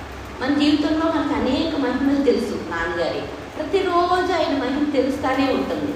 కానీ మనం ఆ మహిమని మనం బాహ్య పరిస్థితులకో బాహ్య వాటి కోసమో ఆ మహిమను పరిమితం చేసుకుంటాం. మన మనసులో ఉన్న దోషాన్ని తొలగించుకోవటానికి గురువు యొక్క మహిమను మనం ఆయనకి ఎంత శరణాగతి చెందితే మన దోషాన్ని అంతలా తీసేస్తాడు. బాహ్య పరిస్థితులను మార్చటం అదొక భాగం, కానీ అది గమ్యం కాదు. మన మనసులో ఉన్న దోషం తీసేయటం అసలైందన్నమాట. వేణుగాడిని తొలగించటమే అసలైనటువంటి మహిమ. ఆ నేనుగాడిని తొలగించుకోవటం కోసమే మనకి ఆ నేనుగాడు ఉన్నంతసేపు దుఃఖం ఉంటుంది. కాబట్టి మళ్ళీ మళ్ళీ భూమి మీదకి రావాల్సి ఉంటుంది, అనేక జన్మలు ఎత్తవలసి ఉంటుంది, అనేక కర్మానుభవం ఉంటుంది. అవన్నీ లేకుండా ఆ నేనుగాడిని ఆ నేనుగాడు ఎందుకయ్యా దేహమే నేను అనుకునే బుద్ధే ఒక వికారము. ఆ నేనుగాడే వికారం అంటే ఇది మళ్ళీ అందంగా ఉంది, ఇది బాగా చెప్తాంది, దీనికి పాండిత్యం ఉంది, దీనికి ఆస్తి ఉంది, అవన్నీ రెండో వికారాలు. అవి దీనికి యాడ్ అయ్యే వికారాలు. ఈ వికారంలోంచి బయటికి రావటానికి మనం చూసుకోవటం మానేసి దీనికి మిగిలిన వికారాలన్నీ తోడు చేసుకోవటం వల్ల ఇదేమైపోతుంది, బలపడిపోతుంది. పలచగా ఉన్న గుడ్డతో కనిపిస్తూ ఉంటుంది. 4 మడతలు వేసేస్తే దానికి మనకు మీ మొహం నాకు, నా మొహం మీకు కనిపించదు. అలాగే ఈ ఒక వికారం దేహం నేను అనుకునే ఆ బుద్ధే వికారం, ప్రధానమైన వికారం అది. ఆ వికారానికి తోడు ఇన్ని వికారాలు కలుపుకోవటం వల్ల మనం దాంట్లోంచి బయటికి రాలేకపోతున్నాము. ఈ నేనుని ఆయనకి సమర్పించాలి. ఆ నేనుగాడిలోనే దోషం అంతా ఉంది. ఈ నేనుగాడు ఏం చేస్తాను, నీ దేహమే నేనంటాను. నువ్వు దేహానివి కాదురా, నువ్వు చైతన్యమై ఉన్నావు, నాలో ఒక భాగమై ఉన్నావు. అటువంటి వాడు నీ దేహానికి పరిమితం చేసుకుంటున్నావు. అంతటా ఉన్నటువంటి నీ స్థితిని ఒక దేహానికి పరిమితం చేసుకుంటున్నావు. అందుకని చెప్పేసి ఆ పరిమితమైన ఆ నేనుని నువ్వు వదిలేసుకోవటానికి ఇష్టపడితే అది నేను తీసేస్తాను. భగవంతుడు తీసేసేదే కానీ మనంతట మనం తీసుకునేది కాదు. కానీ దాన్ని బలపడకుండా చూసుకుంటా ఉంటే, ఆయనకి శరణాగతి చెందుతూ ఉంటే, ఆయన మీద ఇష్టం ఉంటా ఉంటే, దీనికి ఏదన్నా సౌకర్యాలు చూస్తే నువ్వు చాలా బాగా చూసావు అనుకుంటున్నావు. కానీ దీన్ని అవమానిస్తున్నప్పుడు ఏంటంటే ఇలాగ అవమానిస్తున్నావు, ఎందుకు అవమానిస్తున్నావు? దీనికి రెండో వికారం తోడవకుండా వికారాల్లోంచి బయటకు పెట్టడానికి, దేహబుద్ధిని తీసేయటానికే మనకి అవమానాలన్నీ వస్తున్నాయి అనేది మనకు అర్థమవుతే అవమానాన్ని కూడా ఎంత బాగా మనకు దేహబుద్ధిని తీసేస్తున్నాడు. అవమానాలు రాకూడదు అనుకుంటే మనకు చాలా భయంగా ఉంటుంది. అవమానమైనా సరే అది భగవంతుడికి అవమానం, భక్తుడికి అవమానం కాదు, భగవంతుడికి అవమానం. భగవంతుడు ఏం చేస్తాడు, మనకు అవమానాలు రాకుండా చూసుకుంటూ ఉంటాడు. ఎప్పుడు చూసుకుంటాడు, ఏదొచ్చినా పర్వాలేదు అనుకున్నప్పుడు. కానీ మనకు అవమానం రాకూడదంటే వీడు ఇక్కడ ఆగిపోతున్నాడు నాలో ఐక్యం అవ్వకుండా ఈ అవమానాన్ని పంపించేస్తే ఈ అవమానంలో ఏమీ లేదని అడిగితే చేస్తే ఒక్కసారి తీసుకెళ్ళి లోకంలో మన అల్లరి చేస్తే ఏది జరిగితే అది జరిగిందనుకుంటాం. అప్పుడు దాకా మన దేహ బుద్ధి మనల్ని వదిలిపెట్టకుండా నాకు చాలా గౌరవం ఉందనుకుంటాం. ఒకసారి అల్లరి చేసేసిన తర్వాత మనకు అలవాటు అయిపోతుంది. నేను దీంతో పట్టుకుని ఎలాడుతున్నాను, నాకు ఏది గొప్పగా ఉండాలి, గౌరవంగా ఉండాలి. మనస్సు ఎక్కడైతే భగవంతుడు ఉన్నాడో ఆ హృదయపు లోతుల్లోకి తీసుకువెళ్ళిపోతాడు. అందుకని చెప్పేసి మనం ఎప్పుడు కూడా అవమానాలు వద్దు అనుకుంటే ఎక్కువ ఇచ్చేస్తాడు. వస్తే రాని, నువ్వు ఏది చేస్తే అది చేయని, ఏముంది ఇంకో 100 జన్మల తర్వాతైనా అవమానం పడకుండా మన మనసు లోపలికి వెళ్ళదు. అందుకని అవమానం లేదు, గౌరవం లేదు, ఏదైనా ఒకటే. గౌరవాలు చాలా వస్తే మనకి అలవాటు పడిపోయి గౌరవాలు పోతే మనకు చాలా కష్టంగా ఉంటుంది. రోజు అవమానాలు వస్తూ ఉంటే ఇంకా అలవాటు అయిపోయింది అదో అవమానాలు రాని అనుకుంటూ ఉంటాం. దేహ బుద్ధి తీసేస్తున్నాడు, అవమానాల ద్వారా దేహ బుద్ధిని తొలగిస్తున్నాడు. ఆ దేహ బుద్ధిని మనం తొలగించుకోలేము, ఎన్ని సాధన చేసినప్పటికీ తొలగించుకోలేము. ఒక అవమానం వచ్చింది అంటే ఆ అవమానంలో మనసు లోపలికి వెళ్ళిపోతుంది, హృదయ లోతుల్లోకి అనేది మనకు అర్థమైనప్పుడు అవమానం వద్దు అనుకోము అనమాట. వస్తే రాని, ఏదైనా చేయని. కానీ నీ అనుగ్రహం నీ దయ కోసం నువ్వు నాకు అవమానం కలిగించినా సరే అని. అందుకనే భక్తులకి అన్నింటికి అవమానాలు ఎక్కువగా వస్తూ ఉంటాయి. భీష్ముడు అంతటి వాడికి అన్ని అవమానాలు, నువ్వు యుద్ధం సరిగ్గా చేయట్లేదని. అన్ని సంవత్సరాల నుంచి వాడికి యుద్ధ విద్యను నేర్పించి త్యాగం చేసి వాడు రాజ్యాన్ని త్యాగం చేసి రక్షించి ఆ దేశాన్ని కాపాడుతూ ఉంటే నువ్వు సరిగ్గా చేయట్లేదు అంటాడు. మళ్ళీ ఆ అవమానాన్ని కూడా భరించి మళ్ళీ యుద్ధం చేస్తాడు. అంటే మనం ఎంతటి వాళ్ళ ముందు మనం చాలా అల్పులము అనేది మనకు అర్థమవుతే ఏం చేస్తామంటే మన గౌరవం లేదు, అగౌరవం లేదు. భగవంతుడికి గౌరవం అగౌరవం లేదు, భగవంతుడి స్థితికి కూడా గౌరవం అగౌరవం లేదు. అవన్నీ దేహ బుద్ధికే, దేహం నేను అనుకునే బుద్ధికే గౌరవం అగౌరవం. ఇక్కడ వికారం ఇదే మొదటిది. దీంట్లోంచి బయటికి రావాలి అంటే మనం దీన్ని పెంచుకోకుండా, గౌరవం కోసం బతకకుండా భగవంతుడు దయ కోసం బతకాలి. గౌరవం దేనికి? దేహానికి. భగవంతుడు దయ ఎందుకు? ఆయన స్థితిని మనకి ఇవ్వటానికి, ఆత్మస్థితిని, మోక్ష స్థితిని మనకి ఇవ్వటానికి దయ కావాలి. మన గౌరవం ఉంటే ఇక్కడ దేహబుద్ధి ఉండిపోతుంది. దేహబుద్ధిని ఉంచుకుంటే మనకి ఎప్పుడు కూడా మోక్షం రాదు. దేహబుద్ధిలోంచి విడుదల కలగాలి, ఆయన దయ వల్ల కలగాలి. ఆయన దయే ప్రధానంగా జీవించటం వల్ల మాత్రమే మనకి జ్ఞానం వస్తుంది. ఈ లోపల మిగిలిన అన్నీ కూడా మనల్ని ఏది చేసినప్పటికీ ఆయన దయ ఇస్తాడు, ఆయన దయ కోసం ఇదన్నీ చేస్తున్నాడు అనేది మనకు అర్థమవుతే మనం ఆ గౌరవాల కోసం ఎక్కడో చోట ఆగిపోకుండా, నీ దయ ఇస్తున్నావా తండ్రి, నీలో భాగం చేసుకుంటున్నావా తండ్రి, అంతకన్నా మించిందేముంది? నేను నీలో భాగం అవ్వలేను, నువ్వు చేసుకుంటేనే అవ్వగలను. నువ్వు ఆ స్థితికి తీసుకొస్తున్నావు, నువ్వు మోక్షాన్ని ఇవ్వాలనుకుంటున్నావు కాబట్టి ఇన్ని అవమానాలు నాకు కలగజేస్తున్నావు అని మనకు ఒక స్ఫురణ వస్తే ఏమవుతుందంటే అన్ని అవమానాలు వచ్చినప్పటికీ కూడా మనకి ఏమి అనిపించదు, ఆయన దయ కనిపిస్తూ ఉంటుంది. ఆ అవమానంలో కూడా భగవంతుడు దయ కనిపిస్తుంది అన్నమాట. అందుకని చెప్పేసి మనకి అవమానాలు ఇంట్లో కూడా అన్ని రోజు అవమానాలు పెడతా ఉంటాడు. లేకపోతే దేహబుద్ధి బలపడిపోయి గర్వంతో, పొగరమొత్తనంతో భగవంతుడు మాట కూడా అర్థం అవ్వకుండా అయిపోతాం.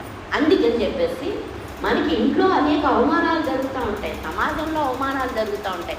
అన్ని చోట్ల అవమానాలు అన్నీ జరిగితేనే మనకి దేహబుద్ధి చేల్చబడుతుంది, దేహబుద్ధిలోంచి బయటికి వస్తాం. అందుకని చెప్పేసి మనం ఎవరు కూడా, భక్తుడు అన్నవాడు ఎవడు కూడా అవమానానికి కంగారు పడకూడదు.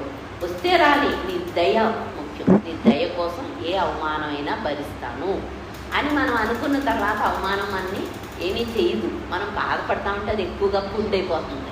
మనం బాధపడకుండా ఉంటే వచ్చింది అవమానం వస్తే పోయింది ఏముంది అని మన మనస్సు దాన్ని పట్టుకోకుండా ఉంటే వెళ్ళిపోతుంది అన్నమాట. మనస్సు ఇక్కడ అవమానం వద్దు అనుకోకూడదు. ఏది జరిగినా పర్వాలేదు, భగవంతుడు దయ ప్రధానము అని మన మనసు నిర్ణయించుకుంటేనే ఇన్ని అవమానాన్ని మనం తట్టుకోగలుగుతాం. లేకపోతే తట్టుకోలేము, జ్ఞానం రాదు. జ్ఞానం కూడా రాదు. అవమానాలు తట్టుకోకుండా జ్ఞానం కూడా రాదు. అందుకని ప్రతి అవమానం కూడా మన దేహ బుద్ధిని తగ్గిస్తుంది అని మనకు అర్థమవుతే దేహ బుద్ధి తగ్గింది, బలపడ్డంది. ఆయన లోపల అంతర్యామిగా ఉన్నవాడు ఎంతో కొంత మనకి స్ఫురణకు వస్తున్నాడు. ఆ స్ఫురణ మనకి బాగా అందుతుంది. ఆ స్ఫురణ అందినప్పుడు మనకి ఆయన వైపు దృష్టి ఉన్నప్పుడు మనకి అందుతుంది. లోకం గౌరవిస్తానా లేదా, లోకం ఏమంటాను మన గౌరవం బాగొట్టుకుంటున్నాను, లోకం వైపు దృష్టి ఉంటుంది మనకి. ఆ లోకం వైపు దృష్టి ఉంటే కనుక మనకి ఆ విషయ చింతనలే ఆ విషం, అదే విషం కాబట్టి దాంట్లో మనకి జ్ఞానం రాదు. మన దృష్టి భగవంతుడి వైపుకే ఉండాలి. లోకాన్ని నువ్వు చింతిస్తూ ఉంటే, నీకు విషయ చింతనే ఉంటే కనుక ఆ విషయాలన్నీ నిన్ను అజ్ఞానంలోనే ఉంచుతాయి, దుఃఖంలోనే ఉంచుతాయి. విషయ చింతన కాదు, భగవంతుడి చింతన ఉంది అనుకుంటే నువ్వు భగవంతుడి వైపే దృష్టి పెడితే, మనం ఏం చేస్తాం, ఒకవైపు ఒక కన్ను భగవంతుడి వైపు, ఒక కన్ను లోకం వైపు ఉంది మనకి. 2 కళ్ళు భగవంతుడి వైపు ఉండాలంటున్నాడు. 2 కళ్ళు ఆయన వైపు ఉంటే, లోకం వైపు దృష్టి లేకపోతే మనకి ఆ లోక విషయాలు మనకి పట్టకపోతే, అవి ఏమి మనం తాకకుండా ఉంటే మనకి అది తాకేటట్టు వాటితో కలుస్తూ ఉంటాం. ఆ విషయాలు వింటూ ఉండటం వల్ల ఎవరి దగ్గరికైనా మనం ఎవరైనా అవమానపరుస్తూ ఉంటే ఎలా తెలుస్తుంది మనకి? వాళ్ళు గోలేమో మనం వినకపోతే మనకు తెలియదు. లోకమేమనుకుంటుంది, లోకమేమనుకుంటాను అనుకోండి. ఇక్కడ రామకృష్ణుడు చక్కగా అడుగుతాడు కదా, లోకమంతా నన్ను ఏమనుకుంటా ఉందంటే పిచ్చివాడు అనుకుంటా ఉంది అంటాడు వివేకానందుడు. పిచ్చివాడు అనుకుంటాందా, పిచ్చివాడు అనుకుంటాందా అంటే లోకం అంతా విష్ణు గయలో ఉన్న విష్ణు ఒక రూపం ధరించి భూమి మీదకి వస్తే ఆ దేహాన్ని పిచ్చివాడు అనుకుంటే మనం సామాన్యులం. మనం ఏమనుకుంటుంది, మనం ఏం గౌరవిస్తుంది? అసలు గౌరవం ఎందుకు? ఆయన గౌరవం వదిలేసి భూమి మీదకి వచ్చాడు మనల్ని దయ చూపించడం. మనకి దయ చూపించడానికి భూమి మీదకి వచ్చి ఇన్ని అవమానాలు తట్టుకుని పిచ్చివాడన్నా సరే అవన్నీ అసలు పట్టించుకునేవాడు లేడు కదా. పిచ్చివాడంటే ఉంది ఆయన ఈ సృష్టికి యజమాని. ఆయన పిచ్చివాడంటే ఉంది లోకం రీతి మనకు తెలియజేస్తాడు. లోకం అలా ఉంటుంది, లోకం మాటలు నువ్వు పట్టించుకోకు, భగవంతుడు దయ కోసం నువ్వు జీవించు అనేది అక్కడ రామకృష్ణుడు మనకి తెలియజేస్తున్నాడు అన్నమాట. అంటే పిచ్చివాడు అంటే మనం కంగారు పడక్కర్లేదు. భగవంతుడి దృష్టిలో మనం ఎలా ఉన్నాము అది మనకి కావాలి. భగవంతుడు దయ వస్తుందా లేదా అది కావాలి మనకి. అది జ్ఞానాన్ని ఇస్తుంది. లోకం మనకి జ్ఞానాన్ని ఇవ్వదు. లోకం దూషిస్తుంది. ఎన్ని చేసినప్పటికీ ఏదో ఒకటి అంటూ ఉంటుంది. వాటి మాటలు కాకుండా భగవంతుడి దృష్టిలో మనం ఎలా ఉన్నాము అది మనం చూసుకోవాలి. భగవంతుడు దయ వస్తుందా లేదా చూసుకోవాలి. లోకం అంతా మన పిచ్చివాడు అనుకున్నాయి. ఆయన ఆనందానికి అట్టే ఉంది. ఆయన ఆనందానికి అట్టేమీ లేదు. ఆయన వేరుగుద్దే లేదు. అందుకని చెప్పేసి ఆయన పరమస్థితిలో ఉన్నాడు కాబట్టి ఆయన మనకి జీవించి చూపించారనమాట. భగవాన్ కానీ, రామకృష్ణుడు కానీ, నాన్నగారు కానీ మనకు వాళ్ళు అన్నీ చూపించారు. మనం చిన్న అవమానాలు తట్టుకోలేక నాన్నగారు మా ఇంట్లో ఎలా అంటున్నారు, లోకం అంతా నాన్నగారిని ఎన్ని మాటలు అన్నా సరే అన్నీ భరించారు నాన్నగారు. ఎప్పుడూ కూడా మనతోటి ఇలాగన్నారో అలాగన్నారో మనకి ఎప్పుడు మనకి అసలు తెలియదు. ఆయన్ని ఎన్ని అవమానాలు పాలైనా ఆయన కోసం కాకుండా మన కోసం అనేక అవమానాలు తట్టుకున్నారు ఆయన. ఆ అవమానం కింద అనుకోలేదు ఆయన. మనల్ని రక్షించటం, మన భక్తుడిని చూసుకోవటమే తప్పితే ఆయనకి లోకం ఏమనుకుంటుంది, లోకం ఆయన్ని అవమానపరుస్తుందా లేదా ఆ మనసు అటువైపు ఆయనకు ఆ మనస్సే లేదు కాబట్టి, అటువైపు దృష్టే లేదు కాబట్టి మనల్ని రక్షించుకోవటమే ఆయన ప్రధానంగా. జ్ఞాని భూమి మీద ఉన్నాడు అంటే మనల్ని రక్షించుకుంటా ఉంటాడు. అదే ఆడికి ప్రధానం. వాళ్ళని ఏమంటున్నారు అని వాళ్ళు దేహం కాదని వాళ్ళకి తెలుసు. వాళ్ళకే ఉంటుంది. మనకి దేహ బుద్ధి ఉండటం వల్ల ఇవన్నీ మనకి ఉంటాయి.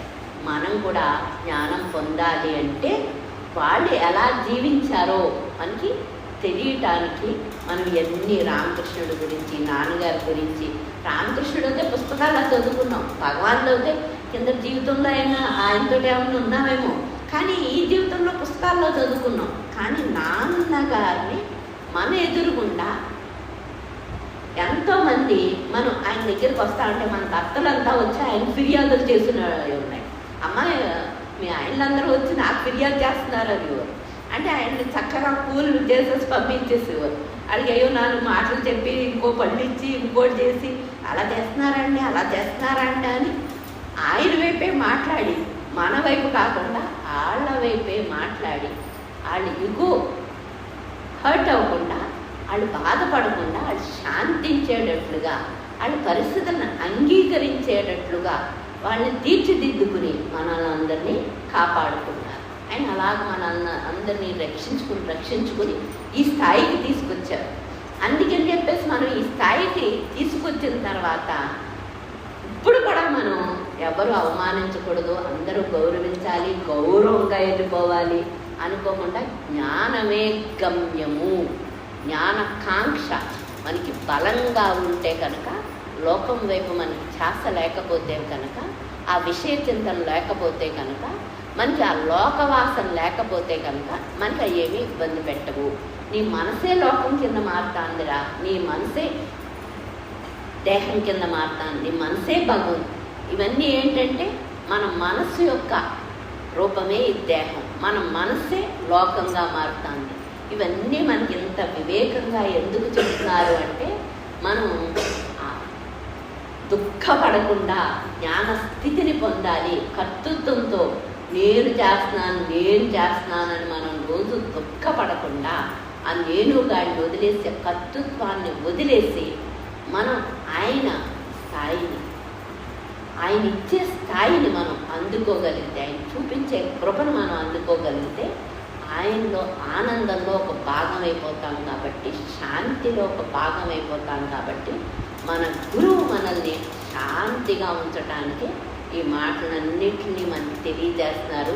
భీష్ముడు ద్వారా తెలియజేసేయాన్ని భీష్ముడు ద్వారా తెలియజేస్తున్నారు.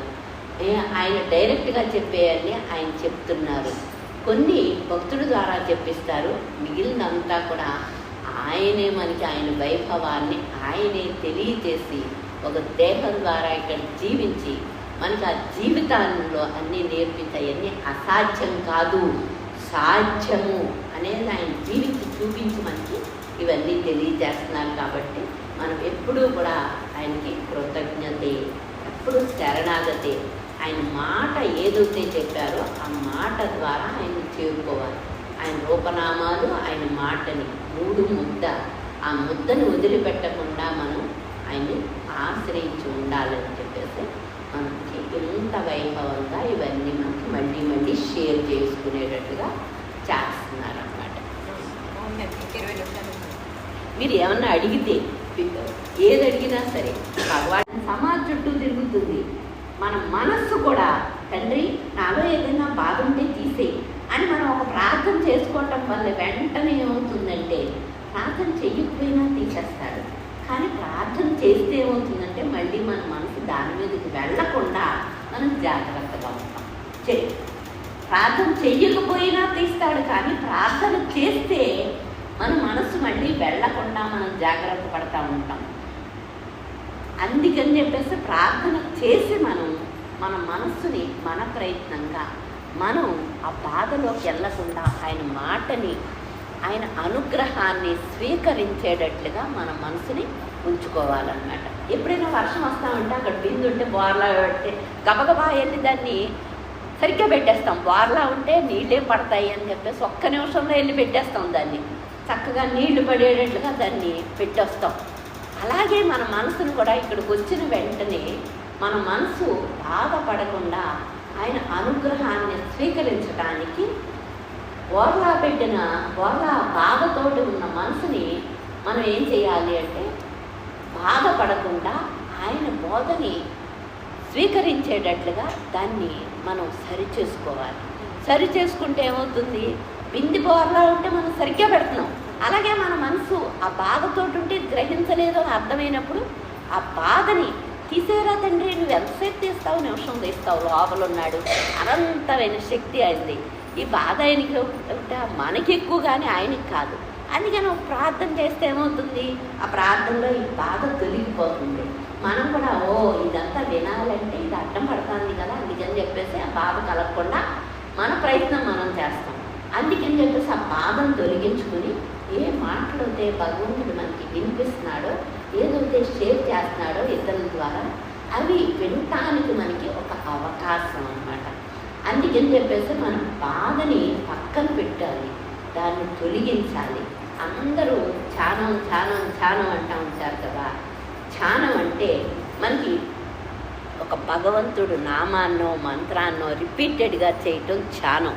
కానీ ఇక్కడ భగవాన్ దగ్గరికి వచ్చేటప్పటికి ప్రపంచం అంతా కూడా ఆయన ఔన్నత్యాన్ని గ్రహించి ఆయన విచారాన్ని పట్టుకోలేకపోతున్నారు. పట్టుకోగలిగిన వాళ్ళు చాలా ఆనందంగా ఉన్నారు. కానీ బుద్ధుడప్పుడు ధ్యానం ఎక్కువ. మనం భగవాన్ దొరకకపోతే మనం కూడా ధ్యానమే. కానీ భగవాన్ దొరికాడు మనకి. భగవాన్ దొరకటం వల్ల మనకి ఏంటంటే అయ్యా ఔన్నత్యం ఏంటయ్యా అంటే, ధ్యానం కన్నా మన మనసును పరిశీలించి మనసును విడదీసేసుకోవటం అన్నమాట. విడదీసేయటం మన మనసులో మన పొయ్యి మంట ఆర్పాలి అంటే ఒక్కొక్కలా తీసేస్తే ఎలా ఆరిపోతుందో, మనలో ఉన్న దోషాల్ని మనకి నాన్నగారు చెప్పిన మాటలన్నీ శ్రవణం చేయగా చేయగా చేయగా ఏం చేస్తాయంటే మన మనసుని పరిశీలించుకుని విడదీసేస్తూ ఉంటాయి. ఎప్పుడైతే మనసు తగ్గిపోతూ ఉంటుందో మనసు లోపలికి దాని స్థానానికి మూల స్థానానికి వెళ్ళిపోతుంది అన్నమాట. ధ్యానంలో ఉన్న కష్టం దీంట్లో ఉండదు.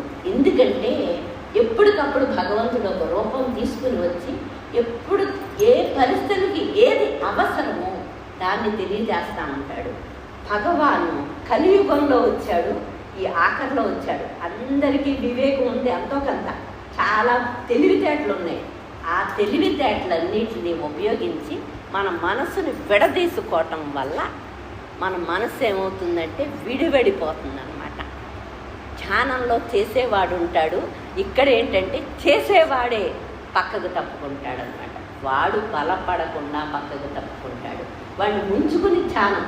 మనం ఎవరైనా అప్పిస్తే కొన్ని రోజులు వడ్డీ కట్టిన తర్వాత అప్పు తీర్చేసుకోండి, అప్పులో తీర్చేసుకోండి, అసల్లోకి వేసేసుకోండి అంటూ ఉంటాం. ఎందుకంటే ఎన్నాళ్ళు ఎన్ని 10 ఏళ్ళు కాదు, బతికంతా మనం వడ్డీ కట్టినా తీరదు. కాబట్టి అసల్లోకి లెక్కేసుకోండి, అసల్లోకి లెక్కేసుకోండి అంటూ ఉంటాం. అసలు పోవాలి కదా, అది మనకు తెలుసు. అలాగే ఇక్కడ దాన్ని ఉంచుకుని ధ్యానం చేయటంలో ఎప్పుడో టైం పడుతుంది, అది కరగాలి. ధ్యానంలో కూడా అది కరగాలని తెలియాలి. విచారణలో ఏమవుతుందంటే భగవాన్ టీచింగ్లో ఈ శ్రవణం చేసినవన్నీ మనలో ఉన్న దోషాలు, మనలో ఉన్న బలహీనతలు అన్నీ విడిపడతా ఉంటాయన్నమాట. విడదీసుకుంటా ఉండాలి మనసుని పరిశీలించుకుని. ఆ విడదీసుకోవడంలో మనసు పలచబడిపోతుంది, మనసు నశించిపోతుంది.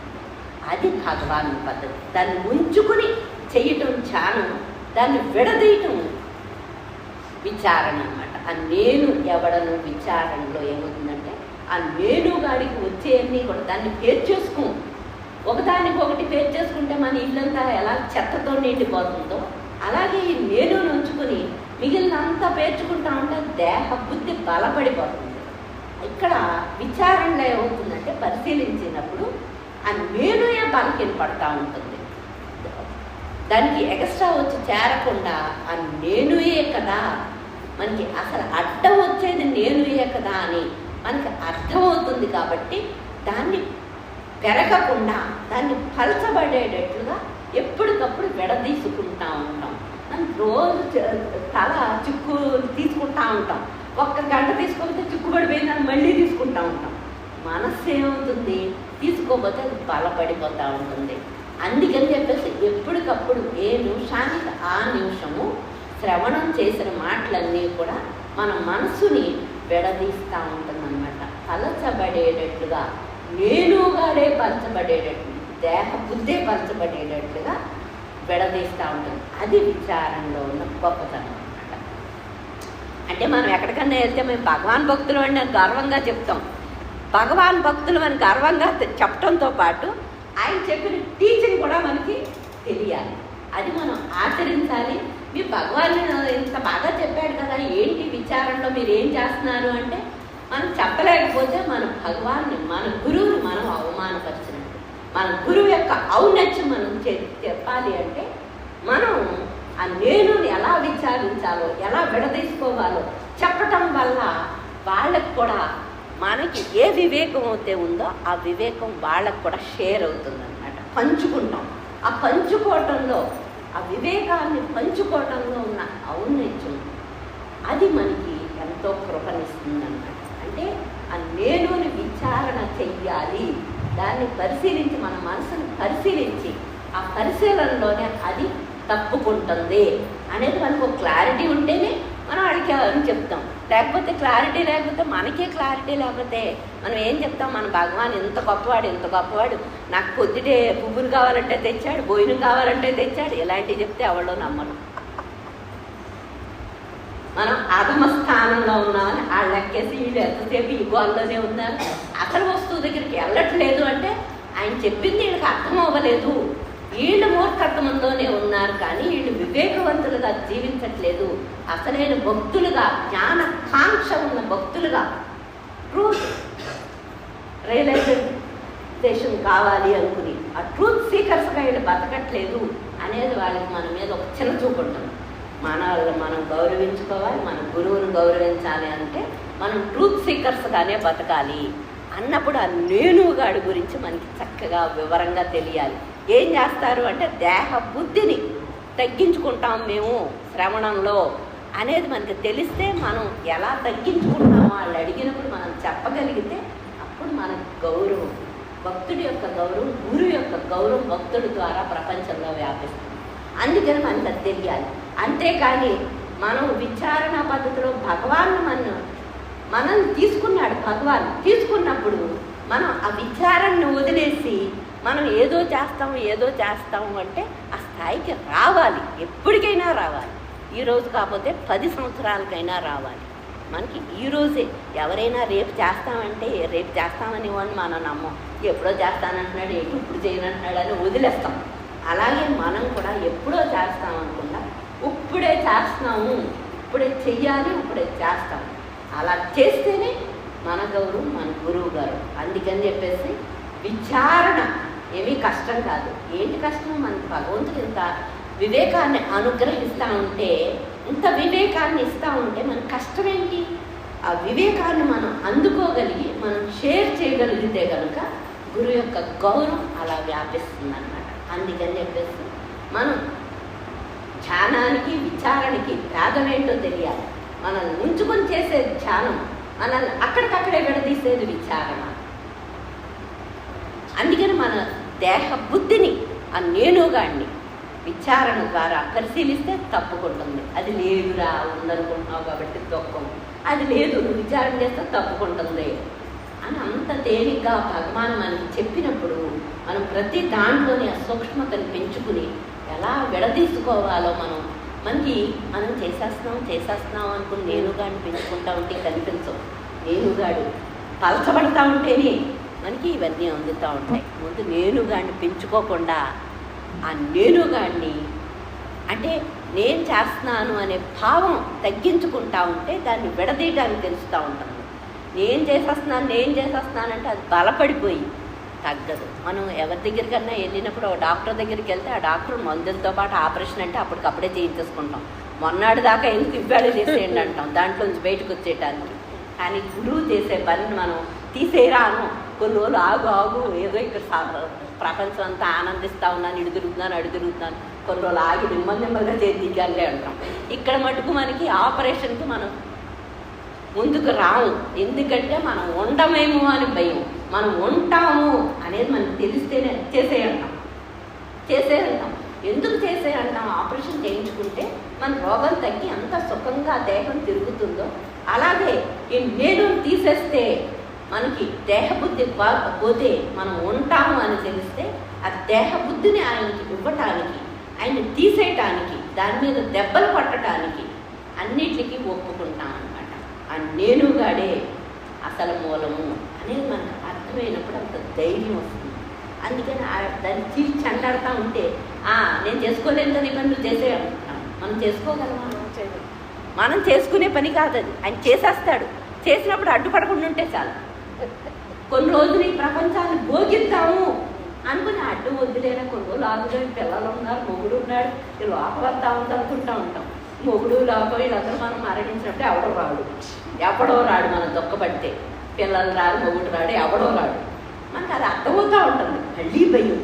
కానీ మనం ధైర్యంగా తీసేయి, నేను గాడిని తీసేయి అనుకుంటా ఉంటే ఆయన కూడా శుభ్రంగా ఎవరో ఒకరి చేత పచ్చడి చేయించేస్తూ ఉంటాడు అనమాట. ఆ పచ్చడి చేసినప్పుడు కొంచెం కష్టంగానే ఉంటుంది, కానీ అది పోతే మనకి సుఖము, ఉండేది సుఖమే. ఈ జన్మలో మనం వద్దు అనుకుంటే మళ్ళీ జన్మలో అయినా అది పడాలి. కాబట్టి ఇప్పుడే పడదాము, ఇప్పుడే తీసేసుకుందాము. అలాగ మన మనసు ఆ జ్ఞానం పట్ల అంత ఆపేక్ష పెరిగితేనే ఇప్పుడికిప్పుడే అనుకుంటాం. విచారణ ఎప్పుడో కాదు, ఇప్పుడికిప్పుడే చెయ్యాలి. ఇప్పుడికిప్పుడే తింటున్నాం, ఇప్పుడికిప్పుడే అన్నీ చేసుకుంటాం. కానీ విచారణ మాత్రం రేపు చేస్తూ ఉంటాం. విచారణ చేస్తేనే అది తొలగిపోతుంది, విచారణ చేయకుండా తొలగదు. ధ్యానం చేసేటప్పుడు ధ్యానం చేసేవాడు జపి నశించాలి అని ధ్యానం చేస్తేనే జపి నశిస్తాడు. వాళ్ళు ఉంచుకుని ధ్యానం చేస్తారు. ఇక్కడ అన్ని కార్పొరేట్ ఆఫీసుల్లో అన్నిటినీ వాళ్ళు కొంచెం స్ట్రెస్ తోటి ఉంటారు, అన్ని పనులతోటి. అందుకని రోజు వాళ్ళకి ధ్యానం నేర్పిస్తూ ఉంటారు. వాళ్ళకి సబ్జెక్ట్ ఏమీ తెలియదు, కానీ ధ్యానం నేర్పిస్తూ ఉంటారు. ఆ మెడిటేషన్ వల్ల ఎంతో కొంత శాంతి వస్తుంది, ఆ మనసు కొంచెం కూల్ అవుతుందని నేర్పిస్తారు. కానీ మనం అలా కాదు, మనం జ్ఞాని దగ్గరికి వచ్చాం. మనం ధ్యానం చేసేటప్పుడు మనం ఎవడైతే ధ్యానం చేస్తున్నాడో వాడు నశిస్తున్నాడా లేదా అనేది మనం పరిశీలించుకోవాలి. వాళ్ళకి మనకి సంబంధం లేదు. వాళ్ళకి ఏదో కొంచెం సేపు మనసు కూల్గా ఉంటే మళ్ళీ పని చేసుకోగలుగుతారు, జీవితంలో బతకగలుగుతారు. మనం జ్ఞానం కోసం వచ్చాం. మనకి జ్ఞానం ఇవ్వటానికని భగవంతుడు మనల్ని తీసుకొచ్చాడు.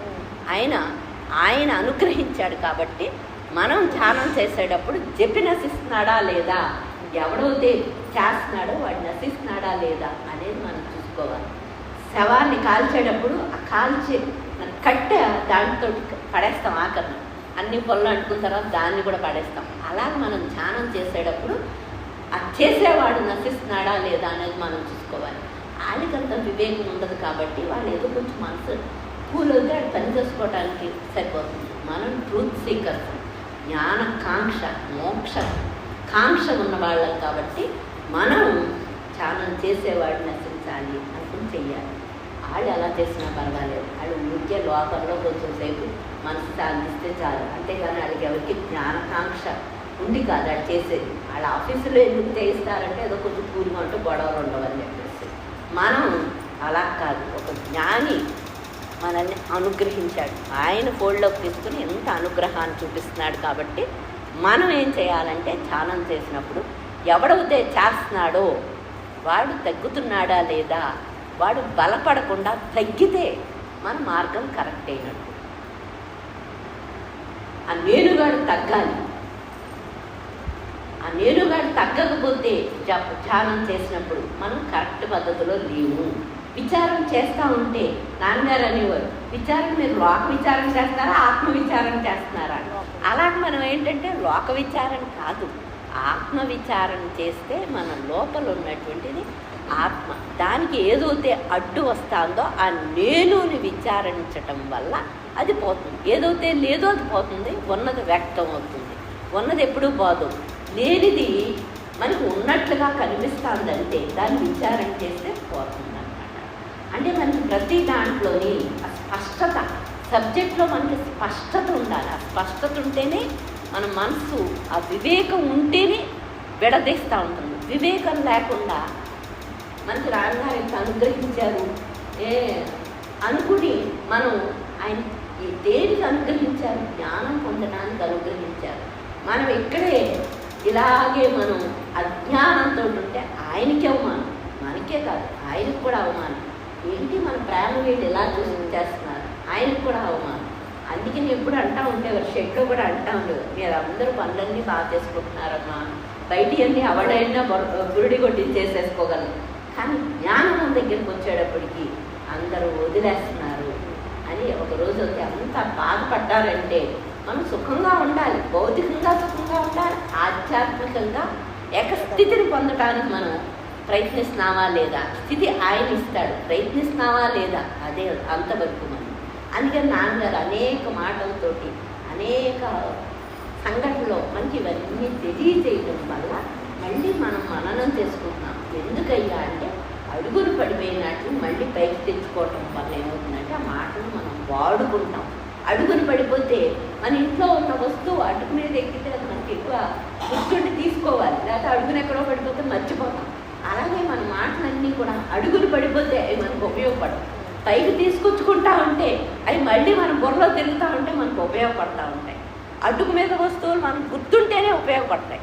అలాగే ఈ లోపల ఈ మళ్ళీ మళ్ళీ మనం చేసుకుంటా ఉంటే అవి పైకి రావటం వల్ల వెంటనే వాటి పని అవి చేసేస్తూ ఉంటాయి అన్నమాట.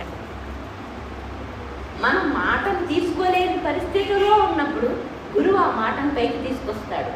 కానీ మనం అన్ని బయట లోకాన్నంతా విచారిస్తూ ఉండి ఈ మాట అడుక్కి గెంటేసినప్పుడు ఆయన చూస్తాడు, వీళ్ళు ఈ మాటలన్నీ బయలు పెట్టుకుంటున్నారు, దీన్ని అడుగులు పెట్టుకుంటున్నారు, దీని వీళ్ళు తెలియలేదు, అందుకని ఎప్పుడో ఒక వాళ్ళే తెచ్చుకుంటారులే అని చూస్తూ ఉంటాడు. కంగారు పడకుండా చూస్తూ ఉంటాడు. అంటే మనకి అది నేర్పిస్తాడు అన్నమాట. ఈ మాటలన్నీ అడుగులు ఉన్నాయిరా, పైకి తీసుకొచ్చుకుంటే నీకు ఉపయోగపడతాయి, నీ శిరస్సులోకి తీసుకొచ్చుకో, అవి ఉపయోగపడతాయి అని చెప్పేసి అలాగే మనం మళ్ళీ మననం అంటే మళ్ళీ వాటిని పైకి తీసుకురావటం అనమాట. ఆ మననంలో ఏమవుతుందంటే అవి అక్కడక్కడే తిరిగి మనలో వచ్చినటువంటి ఆ దోషాన్ని, మనలో వచ్చినటువంటి ఆ వాసనని, ఆ మాటలన్నీ కూడా తగ్గించి వాటిని రాల్చేటట్టుగా భగవంతుడికి శరణాగతి చెందేటట్టుగా అంత పనిని చేసేస్తారు. అందుకని చెప్పేసి నాన్నగారు అస్మాను వినండి శ్రవణం ఆ శ్రవణం అని ఎందుకు చెప్పారంటే తిరుగుతూ ఉంటేనే వాటి పని అవి చేస్తాయి. కాబట్టి నిరంతరం మనం మననం చేస్తూ ఉంటేనే ఆ మాటలు మనలో ఉన్నటువంటి కల్మషాన్ని, మనలో ఉన్నటువంటి దోషాన్ని, మనలో ఉన్న అజ్ఞానాన్ని అవన్నీ తొలగించేస్తుంది. అది అక్కడ గొప్పతనం. ఇన్ని మాటలు చెప్పడానికి మనం ఇన్ని చెప్పుకుని మళ్ళీ ఆ మాటలు ఎంత అవకాశాన్ని మనకి ఇచ్చారంటే ఎప్పుడు కూడా మనకి ఉన్న అవకాశం చాలా తక్కువ మందికి ఉంది. మనకున్న అవకాశం చాలా తక్కువ మందికి ఉంది. ఇంత అలాగ ప్రతి దుఃఖానికి, ప్రతి బాధకి గురువు ప్రతి చిన్న బాధను కూడా తొలగించి మనకి ఇంత ఆనందాన్ని ఇచ్చి మళ్ళీ అవి రాకుండా ఇన్ని మాటలు మనకి ఇచ్చి మనకి మననం చేసుకునే అవకాశం ఇచ్చి, శ్రవణం చేసుకునే అవకాశం ఇచ్చి ఎంత కృప చూపించారంటే మనం ఎప్పుడు కూడా ఆయన పదాన్ని ఆశ్రయించుండటంతో పాటు ఆయన ఎలా చెప్పారో అలా జీవించడానికి జీవిస్తేనే జ్ఞానం వస్తుంది. కాబట్టి జీవించడానికి ప్రయత్నించేది అది ఆలోచించాలి. అంటే మనం భగవాన్ భక్తులతో పాటు విచారణ గురించి కూడా తెలియాలి. తెలియకుండా మనం భగవాన్ భక్తులు అనుకుంటే గర్వం పెంచుకోకూడదు. అక్కడ గర్వం ఉంటే మనం లోపలికి వెళ్ళం, లోపలికి తీసుకెళ్ళడం. వినయంగా ఉండాలి, భగవాన్ భక్తులుగానే ఉండాలి. ఆయన చెప్పిన విచారణని మనం చేస్తూ ఉంటే ఆ విచారణలో ఆ మనస్సుని పరిశీలించుకుని వాటిని తొలగించుకుంటా ఉంటేనే లోపలికి హృదయం యొక్క లోతుల్లోకి ఆయన ఎక్కడ ఉన్నాడో అక్కడికి ఆయన తీసుకెళ్తాను. అది మన టీచింగ్లో ఉన్న గొప్పతనం కూడా మనకి తెలియాలి. మనకి మన వస్తువులతో, మన బట్టలతో, మన సంపదలో గురువు గొప్పతనం ఇవన్నీ మనకు తెలుస్తున్నాయి. కానీ ఇది కూడా తెలియాలి. ఇది కూడా తెలిస్తే ఆర్ట్స్తో పాటు ఇది కూడా తెలిస్తే మనం ఏం చేస్తాము, ఆ విచారాన్ని మానకుండా చేస్తాము అన్నమాట. ఏదో ఒక నిమిషానికి కాకుండా నిరంతరం మననం చేయటం వల్ల నిరంతరం చేస్తాము. మొన్న ఎప్పుడో ఒక దాంట్లో వింటా ఉన్నాను, గురువుగారు చెప్తున్నారు, మీ పుణ్యం పాపం మూటలు ఇప్పేయండి, వంచేయండి మూటలు ఇప్పేయండి అంటున్నారు అనమాట.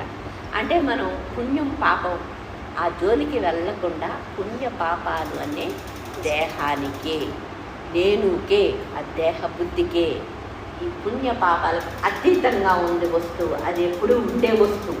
అందుకని పుణ్యం ఏం చేస్తున్నావు, నీ దేహం సౌకర్యాలకి, నీ సంపదల కోసం, నీకు గౌరవాల కోసం, నీకు దేహం ఉంచుకుని ఏవైతే కావాలో వాటన్నిటి కోసం మనం పుణ్యాలు చేస్తూ ఉంటాం.